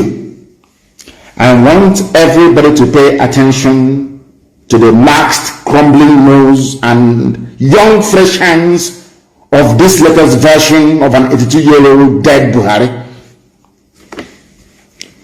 An 82-year-old man looking so young and so fresh. Now, the question any sensible person will ask is this. Anywhere in the world, I believe even white people will ask is this. If such transformation that so-called Buhari went through that turned him from 82 years to now 33 years, if it exists, why is it that Bill Gates is not looking like an 18-year-old? Or even Biden, the strongest man in the world allegedly, or even Tinubu, that not only looks old but very, very ugly at that. Don't you think that all of them would have opted for a more youthful appearance to coincide with, even Tinubu from 79 to 69? If it were possible for him to make himself appear young and look 69, he would have done it. He would have done it. But he cannot do it. Because who you have in Asorok is not Buhari. Buhari is dead long time ago. Look at his hands. I want any Nigerian to look at the hands of that little boy and tell me that that boy is Buhari. Just look at the hands. And don't take the picture. Because that is Photoshop. Go and play the original Channels Television interview and you will see it. He kept pulling at his nose mask. Now because we lambasted them. Because of the pomo ear, they're not tying it around his neck. None of you can ask questions. Child. This UG, one of my greatest regrets in life is being born a black person. Because sometimes I wake up in the morning and I'm thinking to myself, how can I be thinking this way and there must be other people capable of thinking the way that I'm thinking? How can you say that somebody is Buhari? He cannot put his mask around his ear. It's around his neck. You can see the nose, the double fold nose crumbling. You can see it is the mask that tore. Yet you cannot ask questions. You are there, you are looking at the fresh hands. The fresh hands. If whatever Buhari went through was possible to make him to turn him from being 82 to 33, why didn't Prince Philip do the same thing? Queen Elizabeth of England. Why didn't Queen of England do the same thing for her husband that just died? But because we are Africans. They can deceive Ifulefus and Nigerians, but they cannot deceive IPOB. It is we black people that destroyed ourselves with our own hands. Nigeria is a typical example. I will no longer blame any white person. I will not even blame anybody. You see, Ku Klux Klan, all these racist groups, I can never blame them anymore. Because one day I was thinking to myself, a white man just can't be racist for the sake of it. Why are they not being racist towards Japanese people? It is now dawning on me that we are the reason why people are racist towards us. Our behavior and our way of thinking. We black people destroyed ourselves with our own hands. These people have made a mockery of their own constitution. If they cannot obey their own laws that says that once the president dies, the vice or deputy takes over, how do you expect the rest of the animals in the zoo to obey the constitution? Fulani Janjaweed, I'm asking you this question. Fulani Kabal, you have disobeyed the constitution. Buhari died on the 27th day of January 2017. Instead of you to swear Osibanjo in as the president, you kept a mannequin.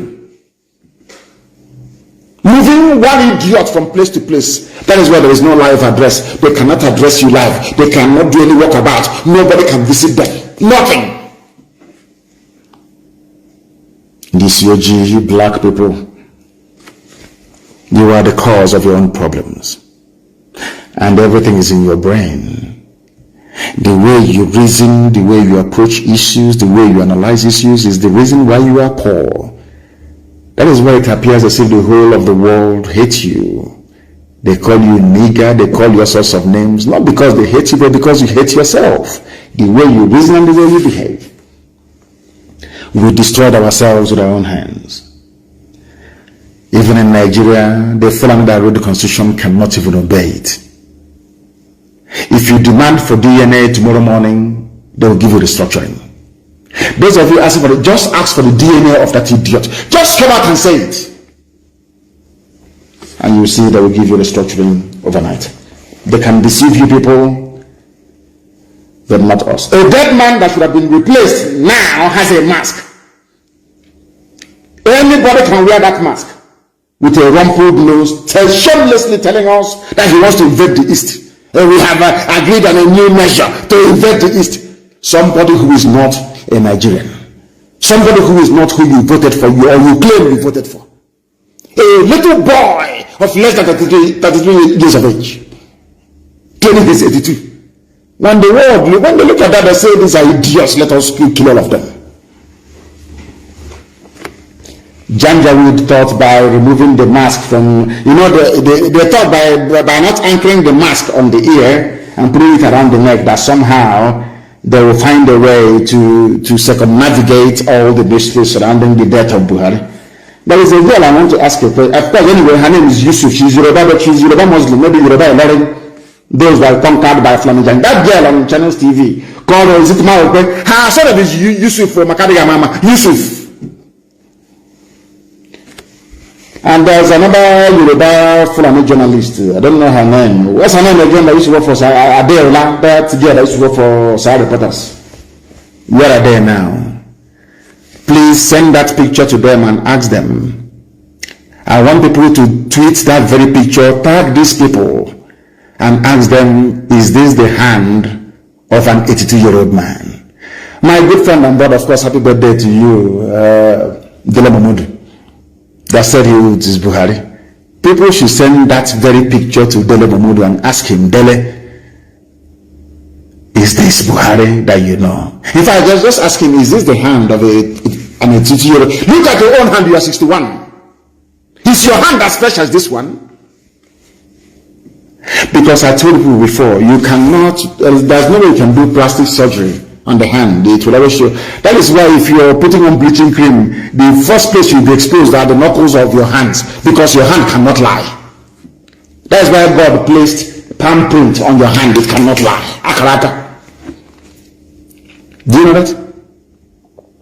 Do you know people like Lawan, the Speaker of the Senate, people like people that use bleaching cream, the way you know that a woman or a man is using bleaching cream is by the knuckles, the hand. There's no remedy. You cannot deceive the hand. Your face can accept bleaching cream, but you see your hand will never accept it. After a while, it will burn. Your knuckles will burn.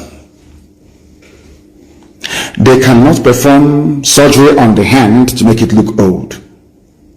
Nobody can. The best way to tell somebody's age is by looking at the back of your hand. Once you're over 70, you see wrinkles. You cannot do surgery to remove them. It's impossible. How can somebody who is 82 not have wrinkles? And you say that that person is your president. You say Mr. President is an Asorok. And you want me to regard you as a human being. How is that possible? When I say it now, you say I'm insulting you. I want people to send that picture to that lady, that girl called Adeola. I don't know. It's always Yoruba people defending Janjaweed. I don't know why. And the one called Maope Yusuf for Channels Television. Adeola. Send those pictures to these two Yoruba girls and ask them a simple question. Is this the hand of an 82-year-old man? A very simple question. And the zoo will begin to crumble before your eyes. You know, our people don't know how to fight this very battle. They have no idea. Hey, give us a structuring. Who are you begging to give you? So by begging Fulani to give you restructuring, that means that Fulani are the owners of Nigeria. That is something you don't know. We serve, we demand restructuring. Demand it from who? By virtue of you saying that you are demanding for restructuring, it means that you are acknowledging that somebody is holding it. And that person holding it, they are, or should I say, the people holding it, they are the owners of Nigeria. Oh my goodness me. A country that believes that cockroaches can keep a president and commander-in-chief after of his office locked out for months on end deserves not to exist. You people are the same Nigerians that Abba Kyari told you that rats and cockroaches prevented the president from accessing his office upon his return from medical whatever in London. And all of you believed it. Commander-in-chief of the armed forces being kept away from his office by cockroaches. Hey, this UG, black people. Black people. They say that monkeys swallowed bags of money. Snakes. You know, so, seriously, yesterday I was thinking about this, you know. Cockroaches kept the president away from his office. When Google it, there is headline. All of you accepted it. That was when they were changing the biometric on the door because nobody can enter into it. It was built by Babangida. It was the Mossad that told Babangida to build such bunker, so that any military coup is futile. You'll be there until help will come from the outside world. So they need to scan your retina and your thumbprints to enter there. When Buhari died, they forgot to cut off his finger, his right thumb, or bring back his head to scan his retina. That was why they had to destroy it, and it took about 3 months to do. And in that 3 months, he walked from his village in Daura. His cockroaches are there. There are too many. A country that cockroaches defeated an army, the presidential guard. Does that country deserve to exist? You know, white people go through all these things, and after going through them, they look at you niggas. They'll be wondering, oh, do you know that cockroaches kept their president away from the office? In this UG, I won't meet people again, no. And I cannot, God forbid. People are too dumb for me.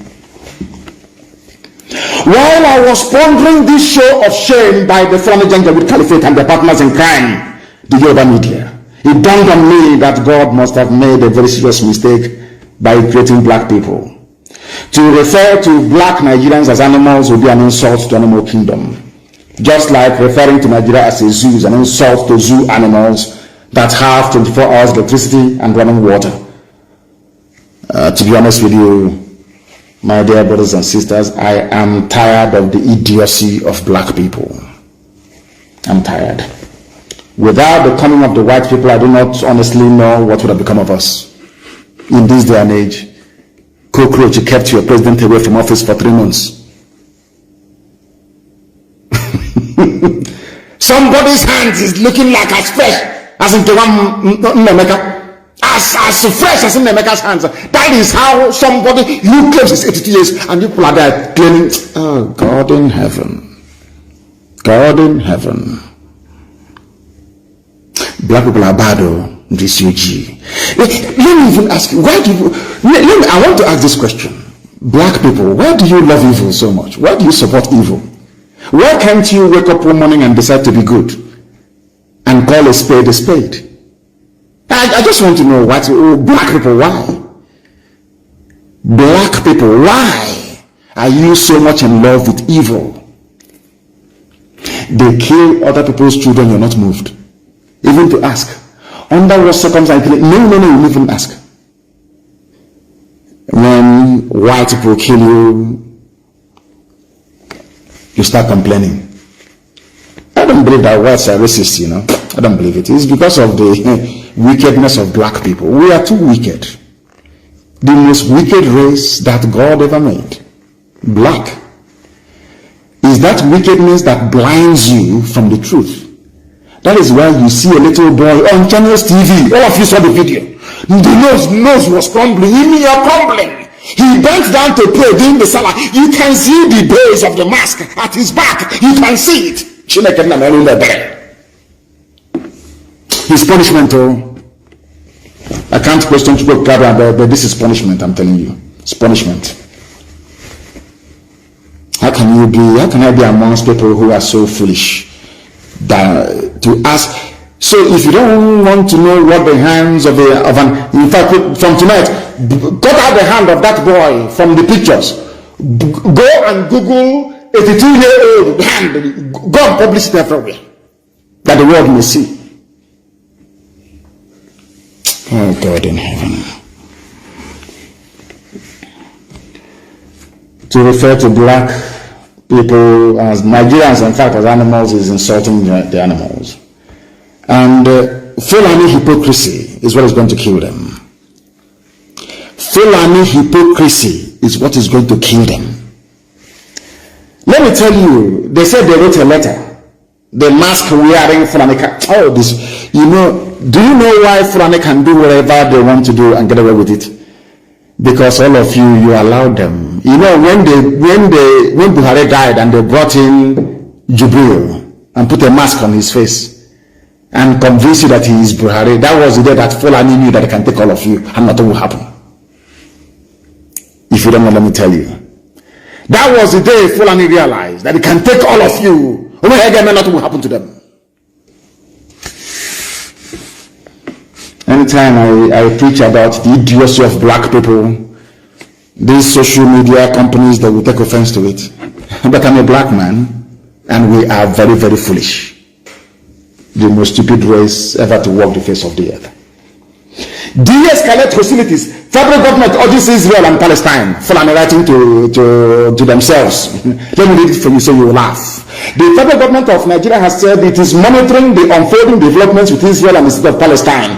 According to a statement by the spokesperson for the Ministry of Foreign Affairs, Ferdinand Warrior, the federal government urged both parties to de-escalate. Oh, you're urging them to de-escalate, but you're sending army to come to the east to kill people.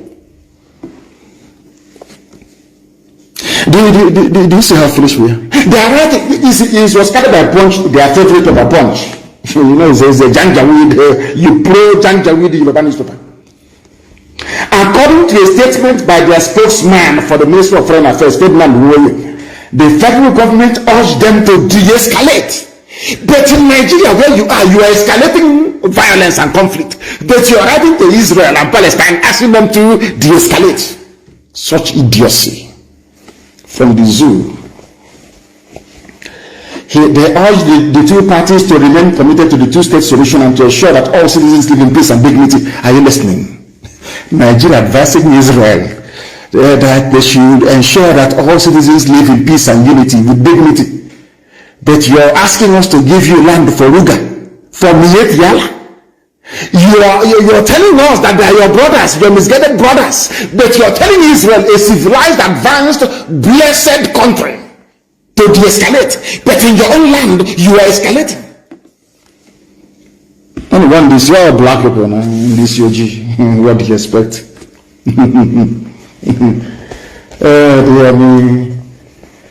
Let me read a paragraph from the letter that will make you laugh. If you're in the zoo called Nigeria. Now listen. The letter went on to say, the federal government further urges the two parties to remain committed to the two-state solution and in the meantime guarantee the rights of all citizens to live in, guarantee the rights. So you people know what the rights of citizens are. Yet to protest is a crime in Nigeria. To say you want self-determination is a crime in Nigeria. But you're advising Israel. Are you sure that these people are okay? Anyway, but I'm black woman. Why am I disturbing myself? I'm this UG. Black. Very, very sad indeed. Can you just imagine these cow brains? Are they for real? At least in the case of Israel and Palestine conflict this time around, Hamas were the people that fired rockets first. Maybe what is happening to black is now happening to women. Israel was on their own and Hamas started firing rockets at Israel. And Israel had to respond with overwhelming force. Now, despite the fact that Hamas were the first to fire rockets at the state of Israel, the letter from Fulani Janjaweed Caliphate in Asarok is de-escalate. They never blamed Hamas for firing rockets at Israel first. No. And that is not the topic of discussion tonight. It is called context. I want people to contextualize. I want you to put into I want people to put into context the case of IPOB and federal government of Nigeria. Hamas fired rockets at Israel. Israel responded. Nigeria said de-escalate. Please guarantee the rights of citizens. I now want to ask Nigeria, did IPOB fire anything at you? Did we even fire ordinary catapult at you before you sent your army to come and kill us? A very simple question. If you're asking those exchanging rockets to de-escalate, what did we do to you to warrant Operation Python Dance 1, 2, 3, 4, 5, the massacre of the innocent? What happened? What did we do? In the court of law, if mankind still has any conscience, they will ask you, but what did IPOB do to you? What physical harm did they bring to you? You say, oh, they are asking for Biafra. The Nigeria must be one. That's our crime. But Hamas fired rockets at Israel. You're pleading for, you're asking for peace, for guarantee of rights of citizens. But we did nothing to you. The world will ask the zoo, but what did they do to you? What did Nnamdi Kanu do to you before you arrested him in 2015? Before we went to Mpong to massacre people, what was the crimes of those youths? What did they do? Did they fire a rocket at Asorok? The answer is no. Now, when you live in a society that fails to rationalize the rights and the wrongs of what the government of Nigeria is doing to agitators, then you don't deserve to be called a human being. What did we do? You are asking Israel to take it easy on Hamas that fired rockets and killed citizens. Where did we fire rockets at you before you decided to invade our land with Mietiala? Now you understand, don't you? Now, can anybody tell me, please, or any mentally unstable Eastern intellectual or Yoruba sophisticated moron, tell me, which rocket or missile IPOB fired at Asorok before they started killing people in 2015? This is a very simple question begging for answers. Before you condemn IPOB, before you condemn ESM, before you condemn anybody, I want to ask you this simple question. When did we pick up arms against the Nigerian state? When? I'm asking you. If you're honest. So for somebody to hold a view, an opinion that they want to be free from something, entitles the state to kill that very individual or individuals, as the case may be. Is that what you're telling me? All of you intellectuals from Igbo land and the sophisticated morons from Yoruba land. It's a simple question. I hold a view that I should not be part of something that a white man created, and you want to kill me for it. I did not fire any rocket at you. I did not pick up any guns to fight you. But you came to kill me because I was holding an opinion you don't agree with.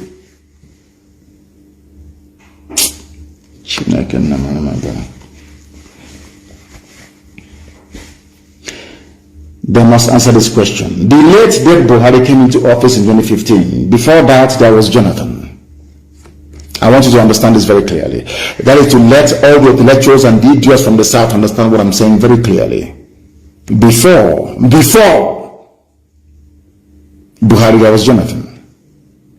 During the reign, I call it the reign because people really in the zoo, it's not a democracy. During the reign of Jonathan, there was IPOB. But Jonathan never made it a state policy to kill IPOB agitators. People must also bear in mind that before Jonathan came, there was Obasanjo. Yes, Obasanjo was a mass murderer, he's a killer. Obasanjo is a killer, he should be hanged. Obasanjo is a mass murderer. You've forgotten OD, haven't you? Others may forget, but we can't forget. Who was responsible for the OD massacre? Obasanjo. Zaki Biam, Obasanjo. Murderer, mass murderer he is. Even during the war, he was a mass murderer, pretend mass killer, because he's a spy for Western intelligence agencies. That's why he's still alive, because he's a spy for them. These are the people that betrayed Africa. Obasanjo was one of those that betrayed Africa to the core. A spy. When he's talking, you think he loves Africa. Rubbish.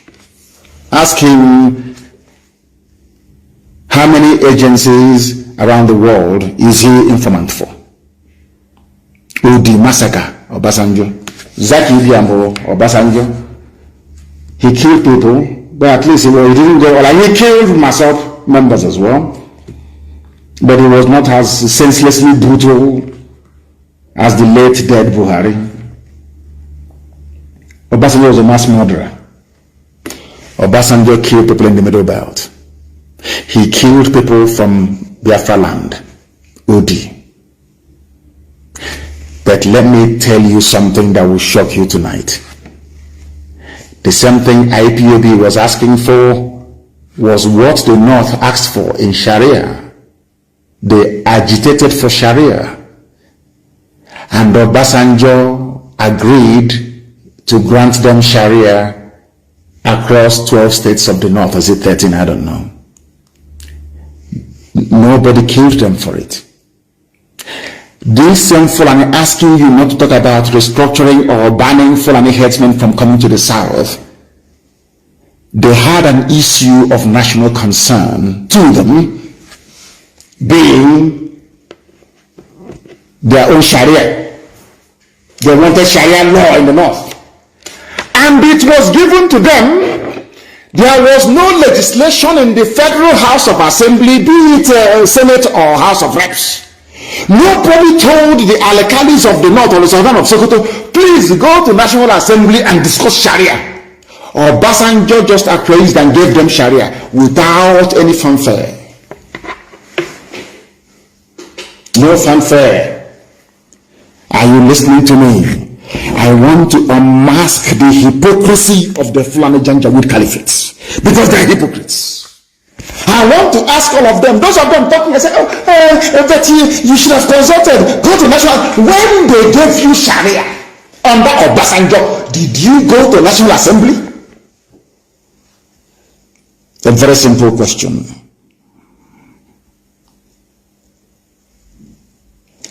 You are begging them for restructuring. When they restructured Nigeria, did they beg you? They went to Obasanjo and said, if you don't do this, we will start. Obasanjo gave them immediately. You have been debating restructuring for how many years? Do you know that God is wonderful? They cannot give you restructuring because that was the same thing that Ojukwu went to Aburi and agreed, and you said no. Now you want it. Are you following me? When the Fulani wanted to, because it is effective restructuring, Nigeria will oppress two systems. One Sharia, one common law, should I say, secular law. When Fulani wanted Sharia, as the South is now calling, some of them are calling for their restructuring. Fulani, did you go to National Assembly for laws to be made or passed granting you Sharia? It was an executive fiat by Obasanjo, and he granted you your Janjaweed Caliphate in the North. Now tell me, Did anybody kill you when you were agitating for Sharia? It's a simple question I want to ask the bandit negotiator, Sheikh Gumi. All of you Fulani people. Did anybody shoot at you when you were asking for Sharia? When you went on radios across the north, spewing your rubbish about Sharia and Islam, did anybody arrest you? You were effectively dividing Nigeria into two. One Muslim caliphate and one secular state. From the middle belt down. Did anybody disturb you? Were you arrested? Were you killed? I have all the laws of nature on our side. We've done nothing wrong to you people. What you asked for and the Obasanjo gave you is what we're asking for, and you're killing us. And you want me to remain in that same country. I think that you are grossly mistaken. Obasanjo was a mass murderer. He was the one that gave them Sharia. But in the south, he was killing Masop members. It was Buhari who said, Inshallah, that they will make sure that Sharia is implemented across the whole of Nigeria. In fact, no, let me refer to him across the whole of the north. Go and look. He was on a radio in the north, in Kaduna somewhere. People, we are great researchers in IPOB. Go and research it. Bring out that very clip. Nobody killed him. Nobody shot him. Can you imagine somebody rising up and saying that we want Christian laws in the south? DSS will take both the man, the woman, the family. They will even take the chicken from inside the chicken shed. But the late dead Buhari said it, and nothing happened, because now that is confirmation that the Fulani owns. All these people from the south saying our country in Nigeria, you people are foolish. Fulani owns, they believe they own. Do you hear Hausa anymore? When last did you hear Hausa Fulani? Zoological Republic. When last did you hear Hausa? It's only Fulani now. Because the house is underneath their feet. And that is one thing that Katrina Lang, with the help of Ojo Okalo in the east and the Tinubu in the west, is hoping to help them achieve, but they can never succeed. Never. I asked a question here which I expect newspapers and columnists to write about tomorrow and next tomorrow. When the North were agitating for Sharia, did anybody shoot them or arrest them or castigate them? Nobody spoke. Nothing from the South. Nobody. How dare you? Who are you? Nigeria is theirs. Now you're asking for ordinary restructuring, and they have come out with all guns blazing. They want to tag ESN terror group because we defeated their own terrorist group. Then they have now brought the army. The army we are going to defeat, and they will bring the Air Force. And we will bring them down. And then after that, they will say, come, let's negotiate. That's how that's how it goes all over the world. You think they're going to conquer us or this is not possible. You're about to see a movie, miracle. Because I asked Elohim, are you in heaven? I said, are you God? Are you in heaven? God said, I'm in heaven, presiding over the affairs of men on earth. I said, that time has come. You are going to prove to the whole world that you are the God of these people. These your children. Because one day we are going to die and pass away, but your words will remain forever and ever. The time has come for you to prove to mankind that you are God of these people. These people, it's about time you prove that you are their God. I try to build a picture for people to understand that by virtue of the statement made by Buhari when he was alive, that they want to spread Sharia all over the north,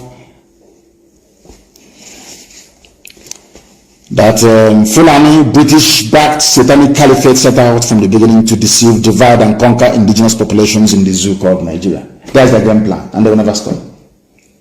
Fulani will conquer all of you, unless you join IPOB now to put up a resistance.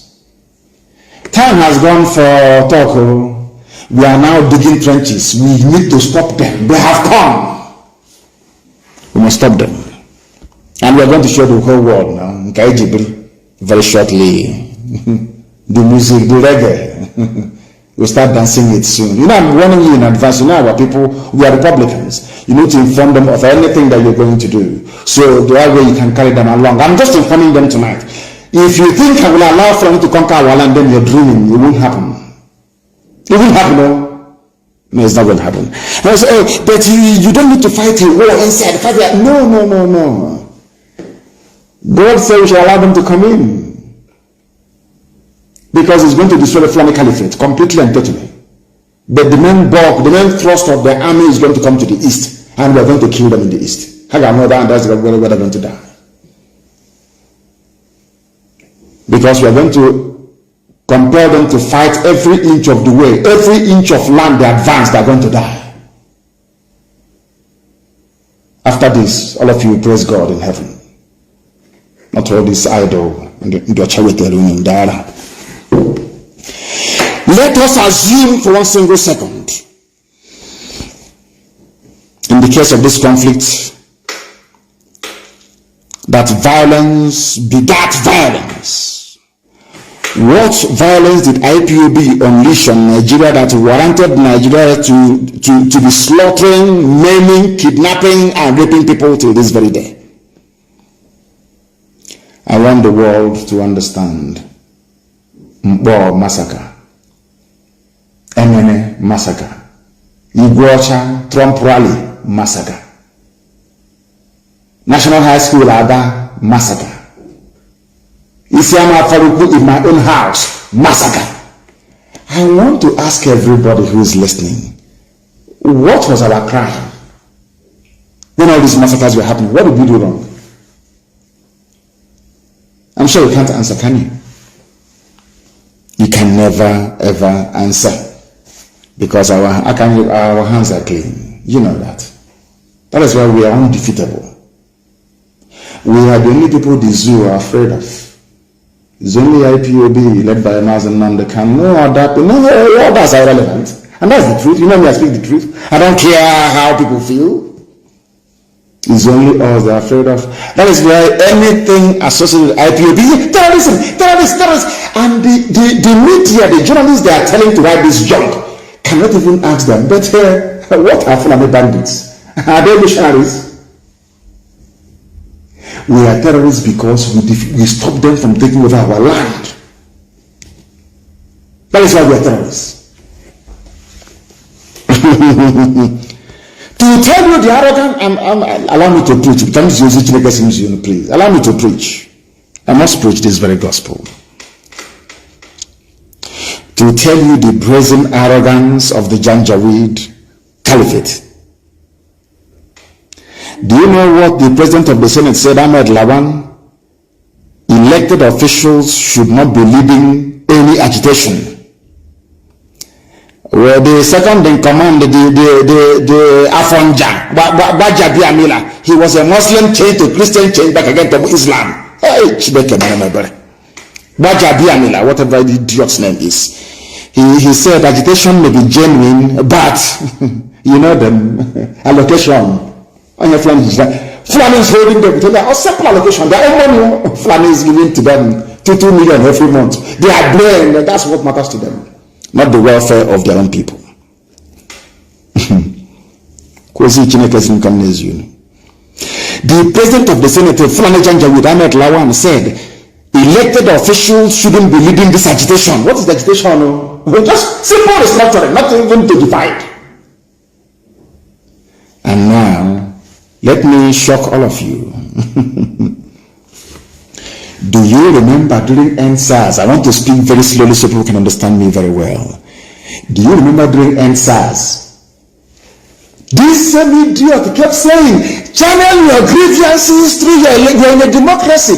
Channel your grievances through your elected officials. Have you all forgotten? Nigerians, of course you have forgotten.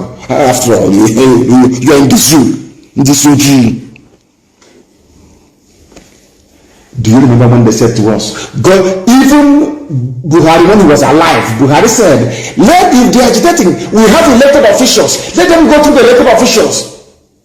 The same people that said go through elected, they have come back today to say, your elected officials should not be leading agitation. I Are these the type of people we want to stay in the same country with? They don't even know what they're doing. You said to us, channel your agitation through your elected officials. Now they sat in Asaba and said, which I don't even support, I don't even believe in the stupid restructuring.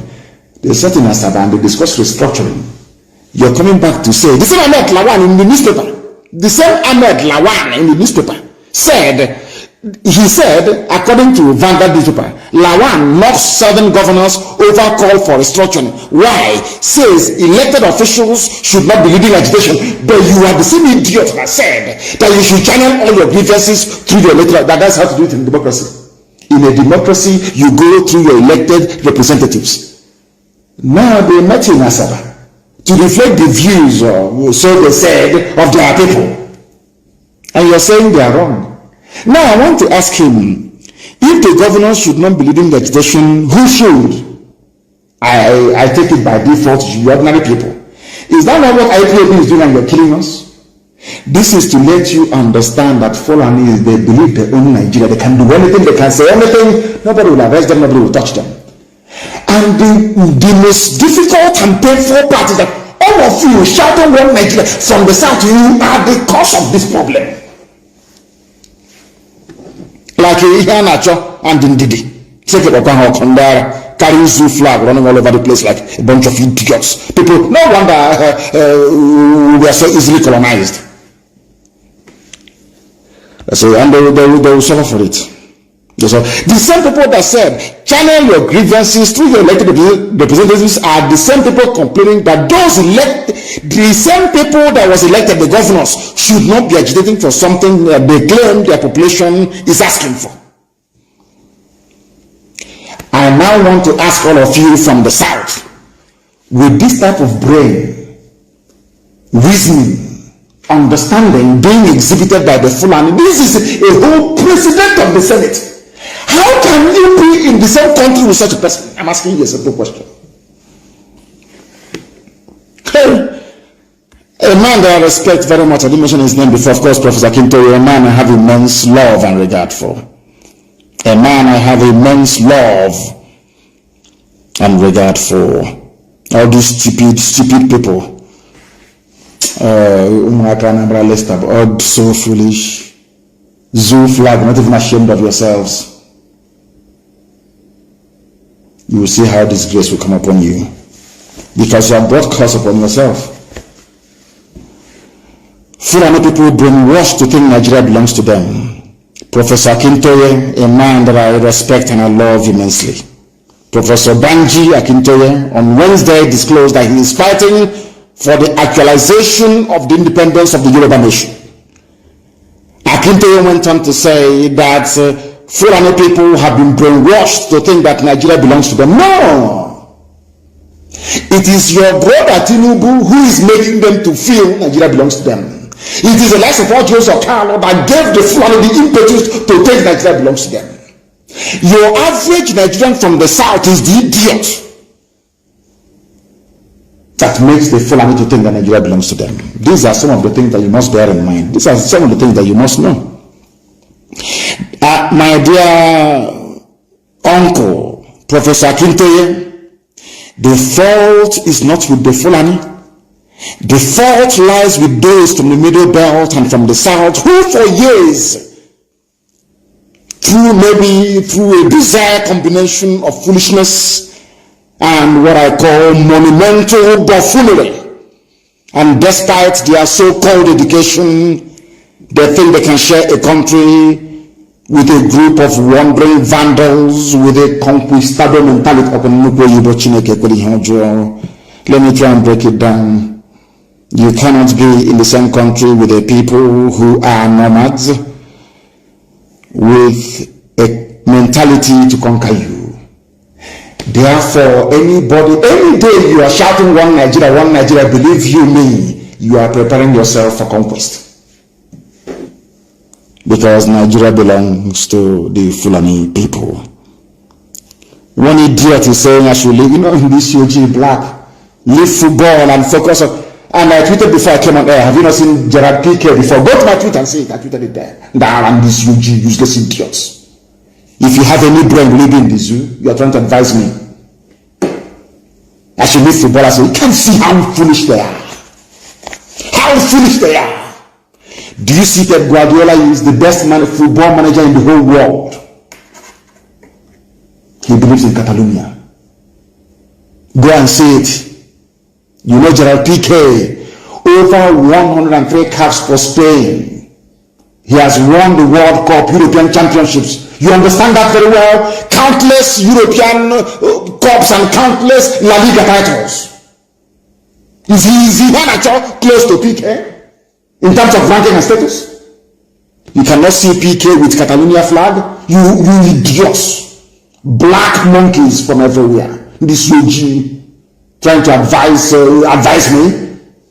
That's when we talk about footballers. Who told you that? He should change his name to Abdul Mumuni Katangora. Maybe I'll leave him alone. You answer Ihanacho. You answer Ndidi. You're a Biafran, idiots.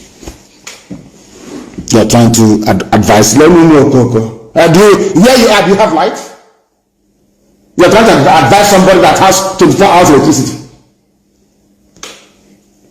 Go and fetch water from the borehole and drink and suffer from typhoid in 2 weeks' time. Coco. To leave footballers alone. Ndara. That was how you let people alone. People were killed at football. Leave them alone. Kill at Onitsha. Leave them alone. Black people. Leave them alone. This UG. Dr. Nnamdi studied history, so he must have known what the Fulanis had in store for everybody. All of you, if you read history, I'm sure that Professor Banji Akintoye is a professor of history, so he must know. He must understand. Leave footballers alone. I forgot. Black, DCOG, black people. Sometimes I hate blacks, so I'm being honest with you. There's a way, the reason you just want to slaughter all of them. Telling this UG, you are a useless set of people. You cannot reason properly. Black. Leave footballers alone. Leave them alone. You cannot sit in a picture with Catalonia flag. You moron. I think he studied history, but he did nothing with it. He was aware of the fact that Fulani people use Hausa informants and insiders to defeat Hausa people. And every Nigerian who is aware of this very fact can never support one Nigeria. Forget about everything. Forget your hatred for freedom and everything. I want every intellectual. I want every sophisticated moron in the zoo. Simply study Hausa. Forget about everything else. Hate me all you like. Intellectual. Go and study what happened to Hausa people. Because it is going to happen to you. As simple as that. Now let me tell you one thing that you don't know. It was only 2 or 3 days ago I was reminiscing and researching and thinking, and I kept asking myself that Chief Awolowo was a learned man. Obafemi Awolowo was a learned man. Why did he reject Biafra and Ojukwu and everything, even including Aburi? Then something occurred to me. That Chief Obafemi Awolowo realized what the Fulani Janjaweed Caliphate were up to. That was why he spent many years trying to convince Nnamdi Azikiwe to join him to secure the South. When Azikiwe said no, Awolowo said to hell with you. Awolowo went to the Yoruba land to secure his people. So some of you may be asking, but how did I draw such a conclusion that may be at odds with contemporary thinking about Awolowo's legacy? Let me answer you this question. Obafemi Awolowo was not a tribalist. He was a realist. Ahmadu Bello, who is a direct descendant of the conquerors from Futajalon, was the real tribalist. Dr. Azikiwe was just a mere dreamer, like a grasshopper jumping from place to place in the summer. So during the winter, it failed to store enough food, it died, and the ants came and picked it up and ate it. Azikiwe was a dreamer. When I will tried and failed to convince him that the South should break away from the North and mind their own business, Zeke said no. I will left him and said, let me now devote my time and my love for my own people.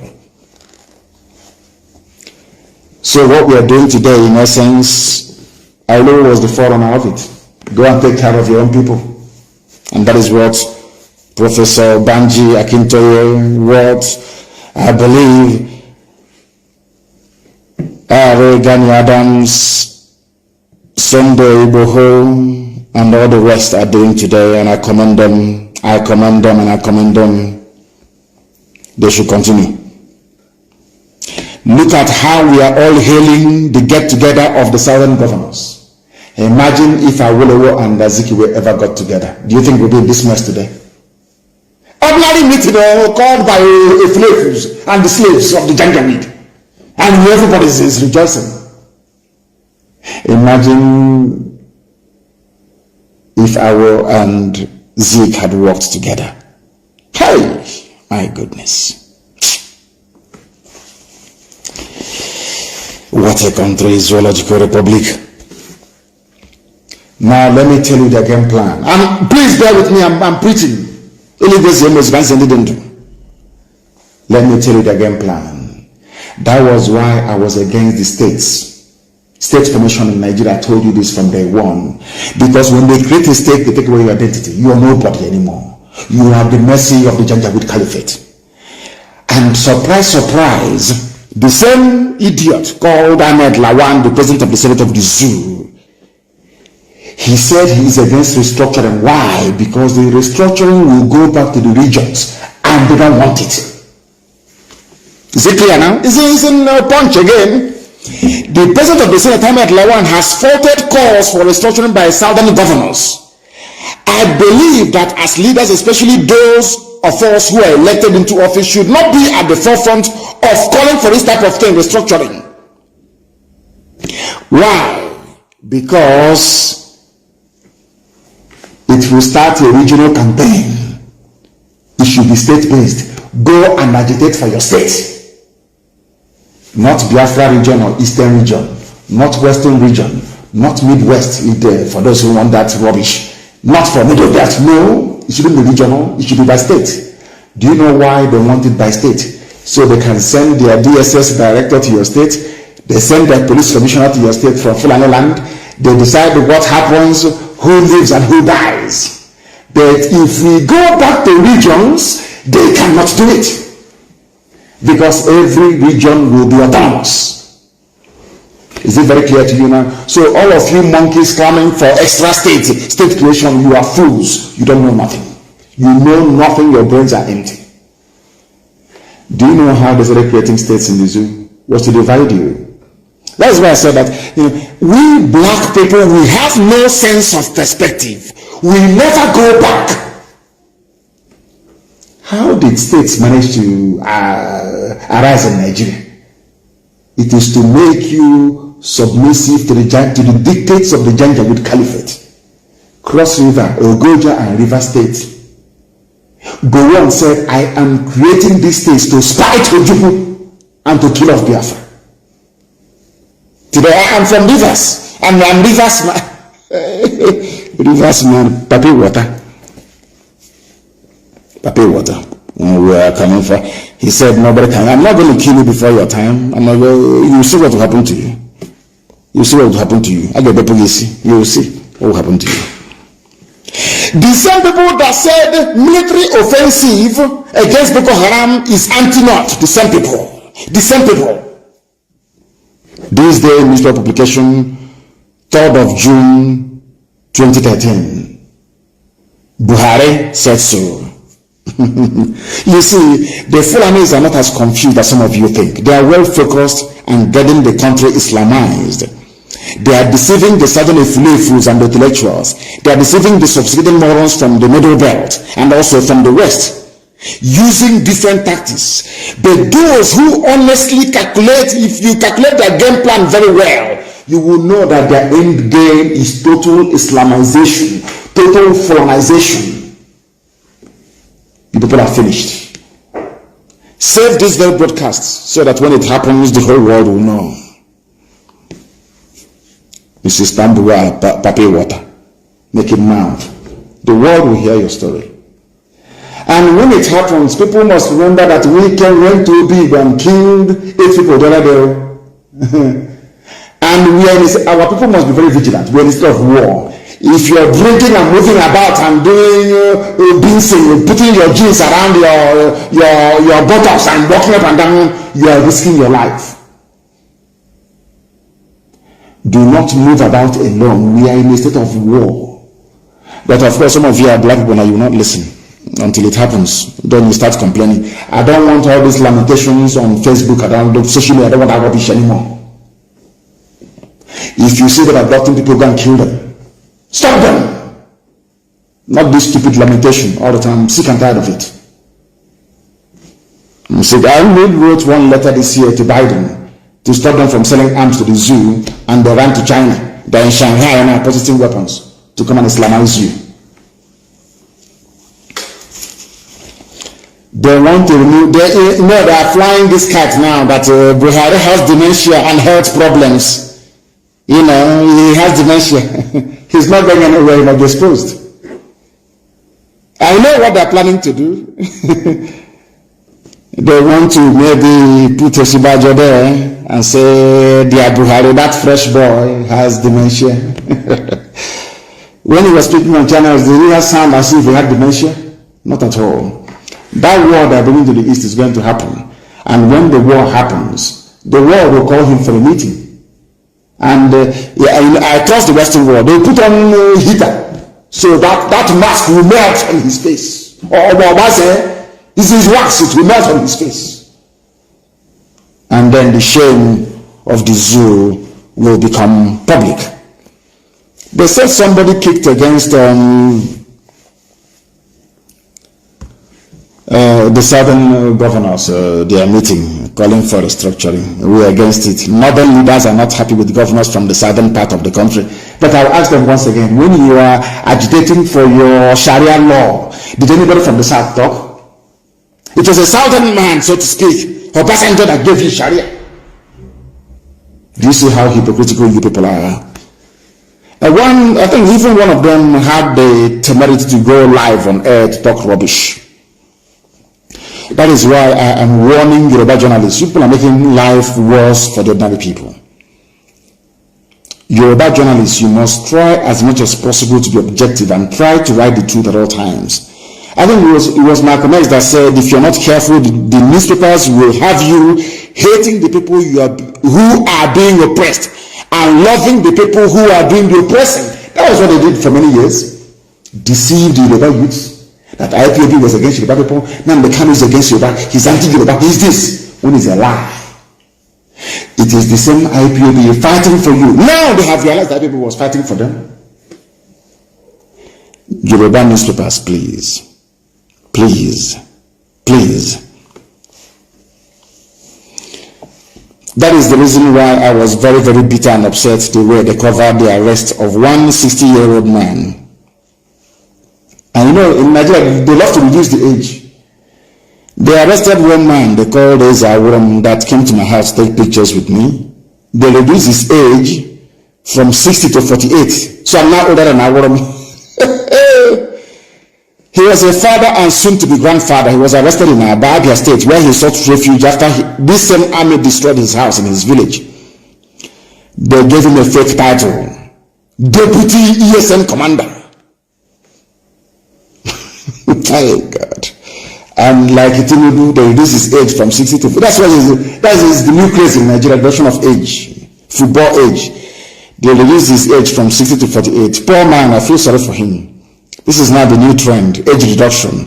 The Flanagan criminals that run the affairs of the zoo called Nigeria think that the best place to always start is through lies and age falsification.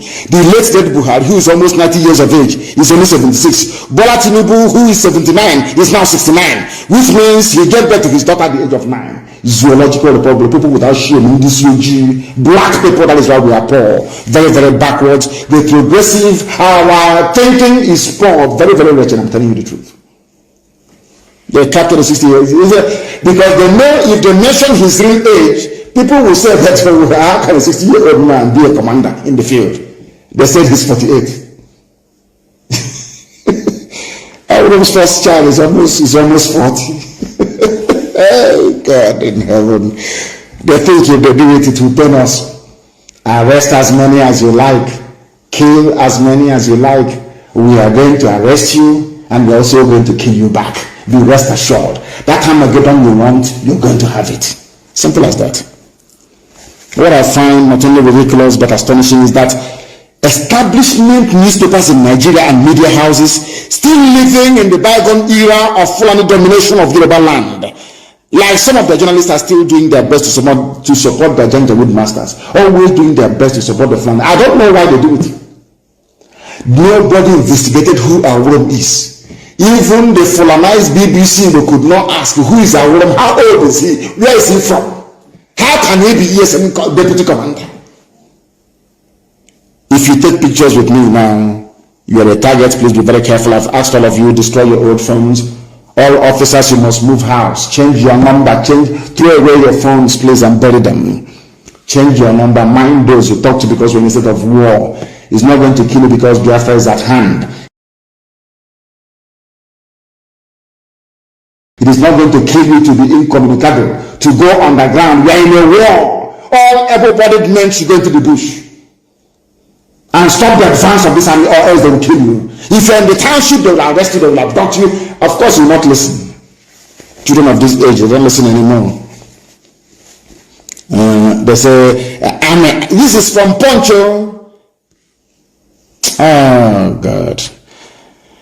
I'm a mad suspected IPOB leader, and everybody's IPOB leader. Everything is IPOB leader. Punch is a Yoruba newspaper. Punch is in Lagos. And inside Lagos, it's all the bushes around Lagos, you have our Shabab in it. So this Punch newspaper, they think that when they come, they say, oh, but we be supporting the Fulani, we support Islamization of Nigeria. They leave here, you go scot-free. They will also behead you. I must ask Yoruba journalists not to be evil, please. You people are the ones encouraging the Fulani Janjaweed. Yoruba journalists, you people are the ones encouraging the Fulani takeover of Nigeria. Let me read one thing that Temi Tokwe Akintola said. He said, one thing I find quite strange and annoying is this. How did Nnamdi Kanu predict clearly what this government would look like? Yet our many prophets cannot. Because I was sent by heaven itself. Everything I tell you is gospel. We are whiter than white and whiter than snow. Anything I tell you is gospel from heaven. Let me play for you the unbridled, annoying arrogance of the Fulani Janjaweed Caliphate, that you may understand, all of you, that you may understand, because most of you don't quite understand. Some of you don't actually know what is going on. You have no idea what is happening. That is why Fulani is playing with you. Let me play for you what one Fulani man said, and my response to him is always the same. Always the same. How come when people were agitating, excuse me, for Sharia in the north, nobody from the south intervened? How come now that the south are saying they want something and all of you from the north are jumping up and down? Listen. Ask all those, whatever, 13, 15 governors that met in that hotel. Was there any of the Fulani leaders consulted? They didn't consult Fulani leaders. Any of the Fulani leaders consulted? Are you listening? The Fulani man is so they are there making laws for people that they have not consulted. There is a problem with government. Disconnected, out of touch with realities of people. You must sit down and talk with people you are making laws for. Okay.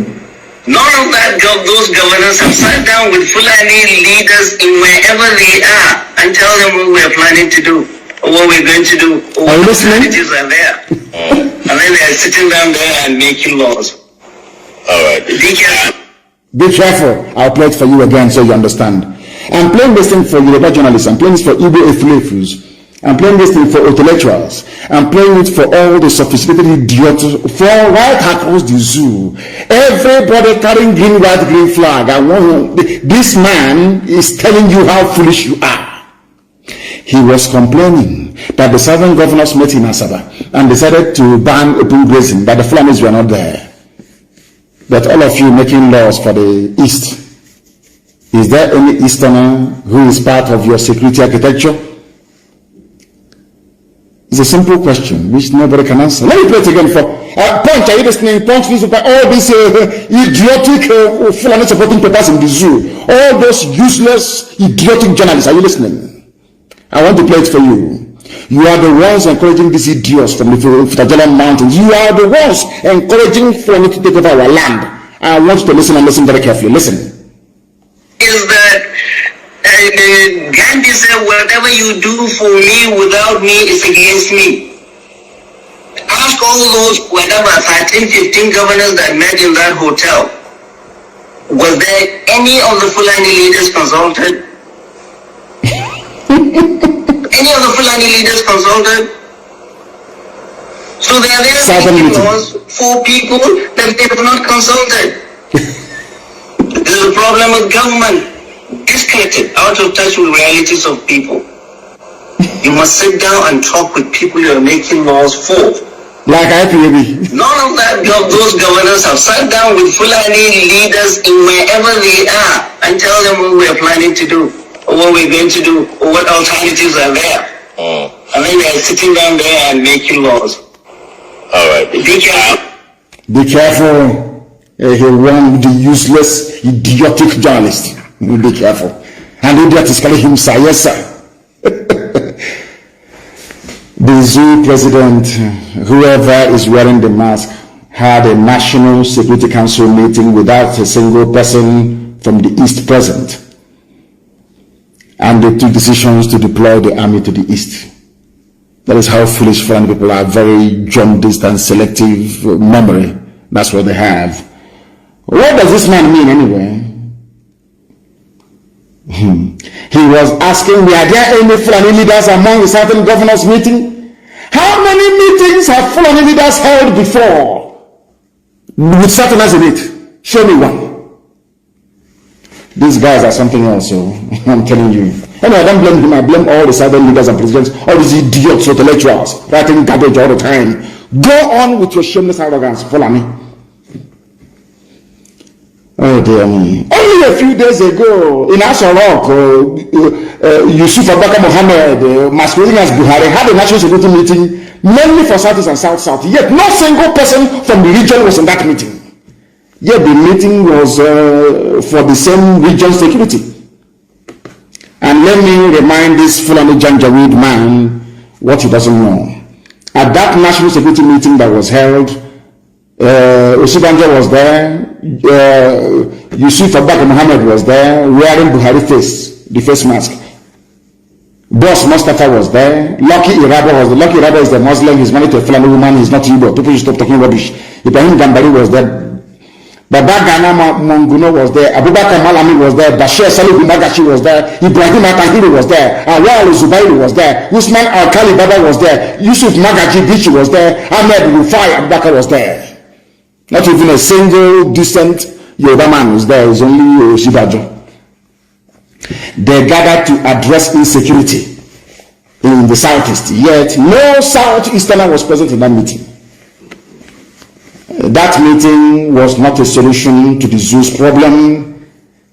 Rather, it was a meeting to consolidate the nepotism, tribalism, and cronyism of the Fulani Janjaweed Caliphate. As one man said, Abiola, you cannot shave a man's head in his absence. As he was trying to say, that Gandhi said, any laws or decisions you take without me present is against me. But you decided to deploy troops to the east, to the southeast. Let me use the southeast in this instance. And there was no southeasterner in that very meeting. The same Fulani Janjaweed is talking today. That is who they are. And their newspaper, their trumpet, which is Daily Trust, have spoken. Ndume tackle South governors for rejecting open ban grazing. Because I told you they planned all these things. I wish the South can understand. But it's too late now, maybe. They need to take all of you over. And that is why the zoo must fall. Their mouthpiece is Daily Trust. Have you ever seen or read from Daily Trust, anything antagonistic towards the Janjaweed Caliphate? They are there to defend them. The same thing with Premium Times. That's what they do. It's only in the South people try to, their own stupid objectivism is to try to promote full domination of their own land. Such idiocy, such foolishness. What I want to reiterate tonight for the whole world to understand is that the federal government of Nigeria, under whoever is wearing their mask, under this APC bandit government, is the father of terrorism. So it is quite laughable that they said they are prosecuting those who are sponsoring terrorism. Now, do you know what Arewa said? Those asking for restructuring want Nigeria to disintegrate. But when you wanted Sharia, you did not want Nigeria to disintegrate. I don't blame you. I blame all the idiots from the South, their governors, their politicians, all the fools who cannot stand up to support IPOB and ESN to confront the Fulani Janjaweed. Those are the people that I blame. I don't blame the Fulani in one bit. And I thank you all for listening this very evening, and I must make it very, very clear, please. Every frontline officer must go on the ground. I'm also announcing, for the benefit of what we are doing on the ground, please, every frontline officer must move from where they are, dislocate, and stop communicating with people unless they are the hierarchy. Nobody should have your number. I have said this thing so many times that some of you do not, I don't know what is wrong with you. You see, every phone you should have must have signal on it.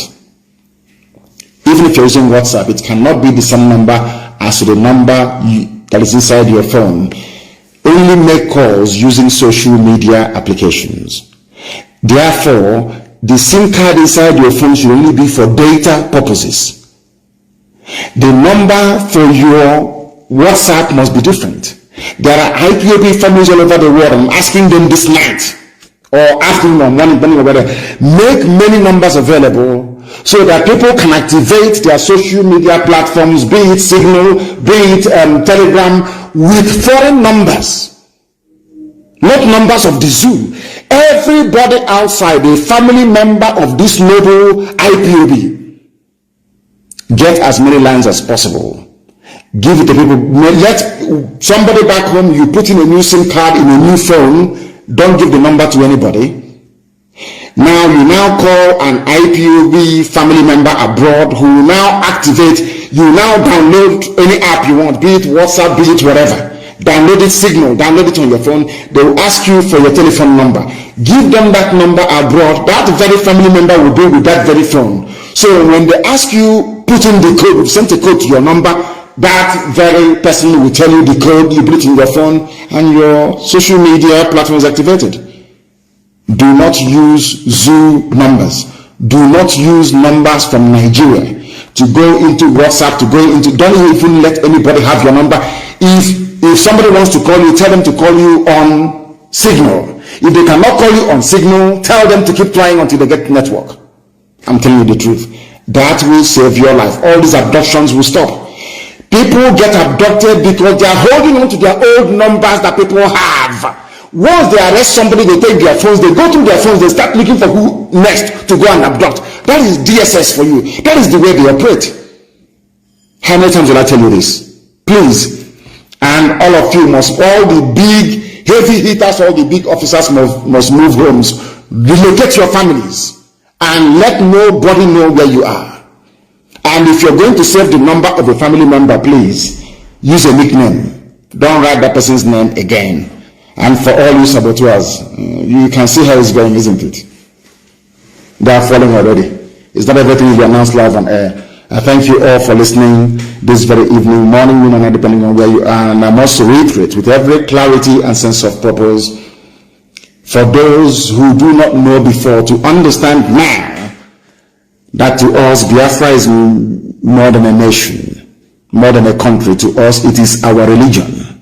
And here on radio, Biafra is where we worship, because Elohim Adonai Shaddai is our God. I thank you very much for listening. And from me, from here, with all the love in my heart, believe it or not, I talk to you the way I do because I love you. It is good evening.